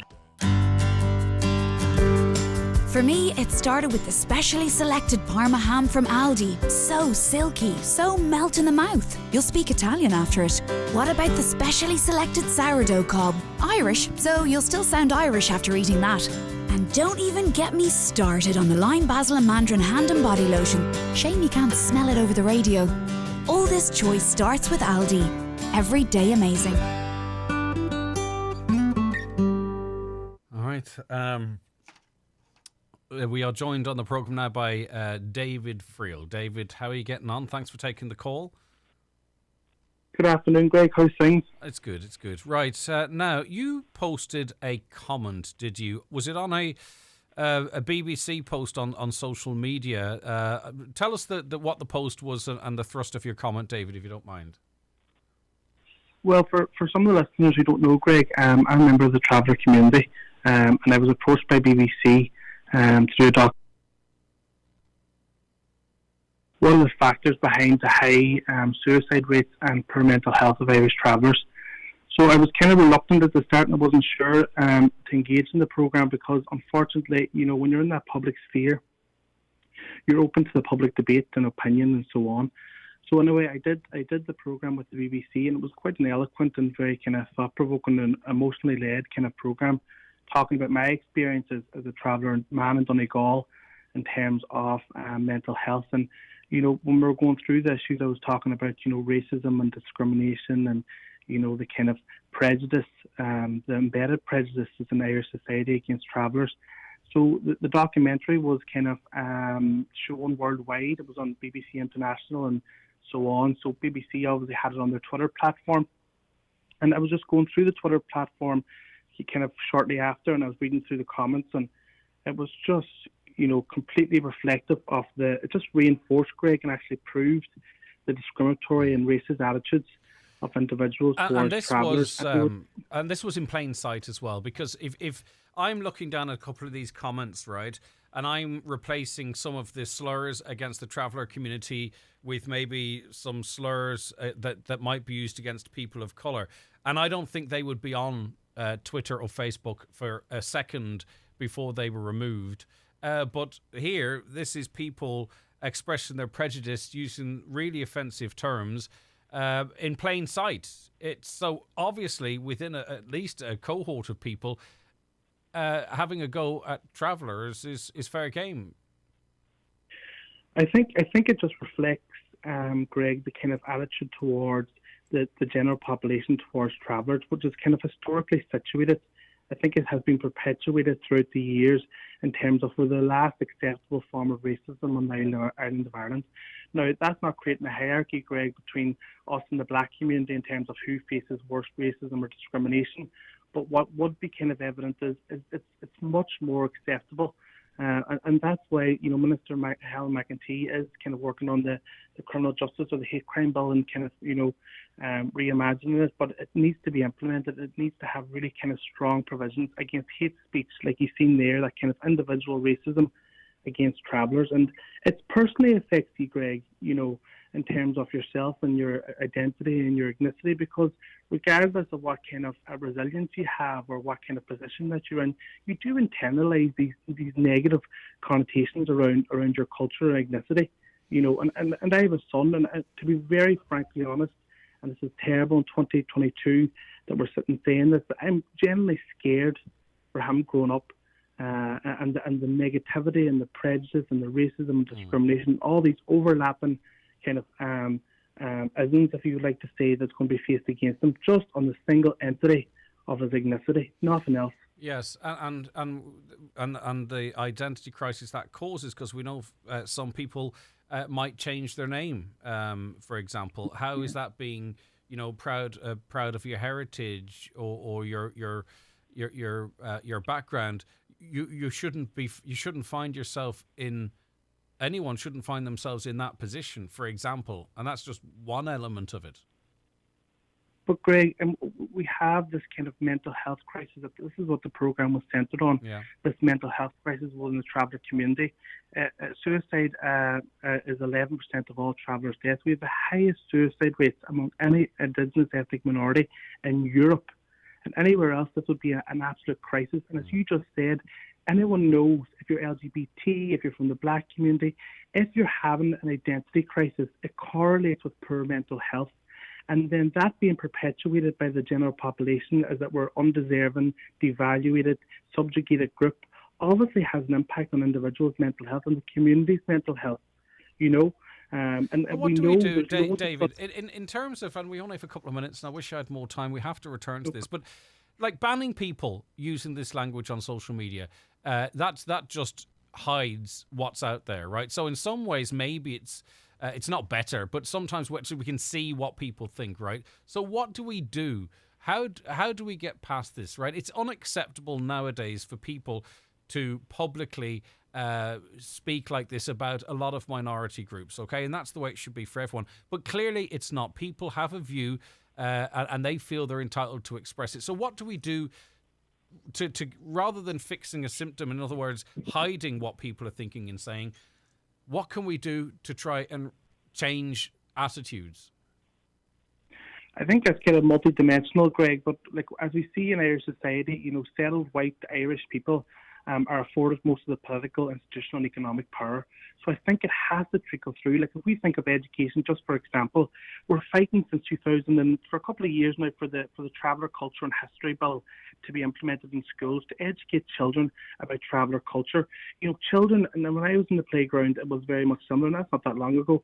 Children learn from their parents, and if their parents have negative attitudes or using slur words that I won't say on the radio about travellers, then that kind of be embedded in them as well. So they perpetuate that. So like that bill is a remedy there proposed by travellers and other senators in the government to be implemented and won't be implemented and is being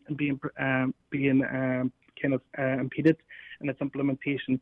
But I think it's about representation, Craig. It's holding those accountable. We've seen in Donegal especially, it's been rife of politicians openly standing up and spewing anti-traveller rhetoric. So if it's acceptable for them, then general society thinks it's acceptable, and there's no repercussions. The hate crime legislation that was there was many complaints made about a particular politician who made really poor, negative comments about travellers, and there was no repercussion put on it. TV programmes do it, the media do it, they spin all this kind of, really negative images, perpetuating really negative images about travellers, but there's no repercussion. So it has to come from that institutional and systemic place, Greg, because people on the ground and the grassroots level don't have the power to make that change. We can influence it, but it lies with the government to implement, like the likes of the Travel History and Culture Bill, the hate crime legislation. We have to change them attitudes, but unfortunately here in Ireland, it is absolutely rife. Racism, discrimination and oppression are like shadows that hang over the traveller community. Racism hangs in the air between us and the settled population, and it's creating this divide, and the divide is getting ever bigger as each day goes on. It's actually worsening, not improving. Yeah. All right, David, thanks for your time. Great. I said it's worsening, not improving. I was agreeing with you just in case there was any misunderstanding there. No, that's okay. David, thank you very much indeed. David Friel there. Okay, we'll be back with you tomorrow morning at 9. Have a great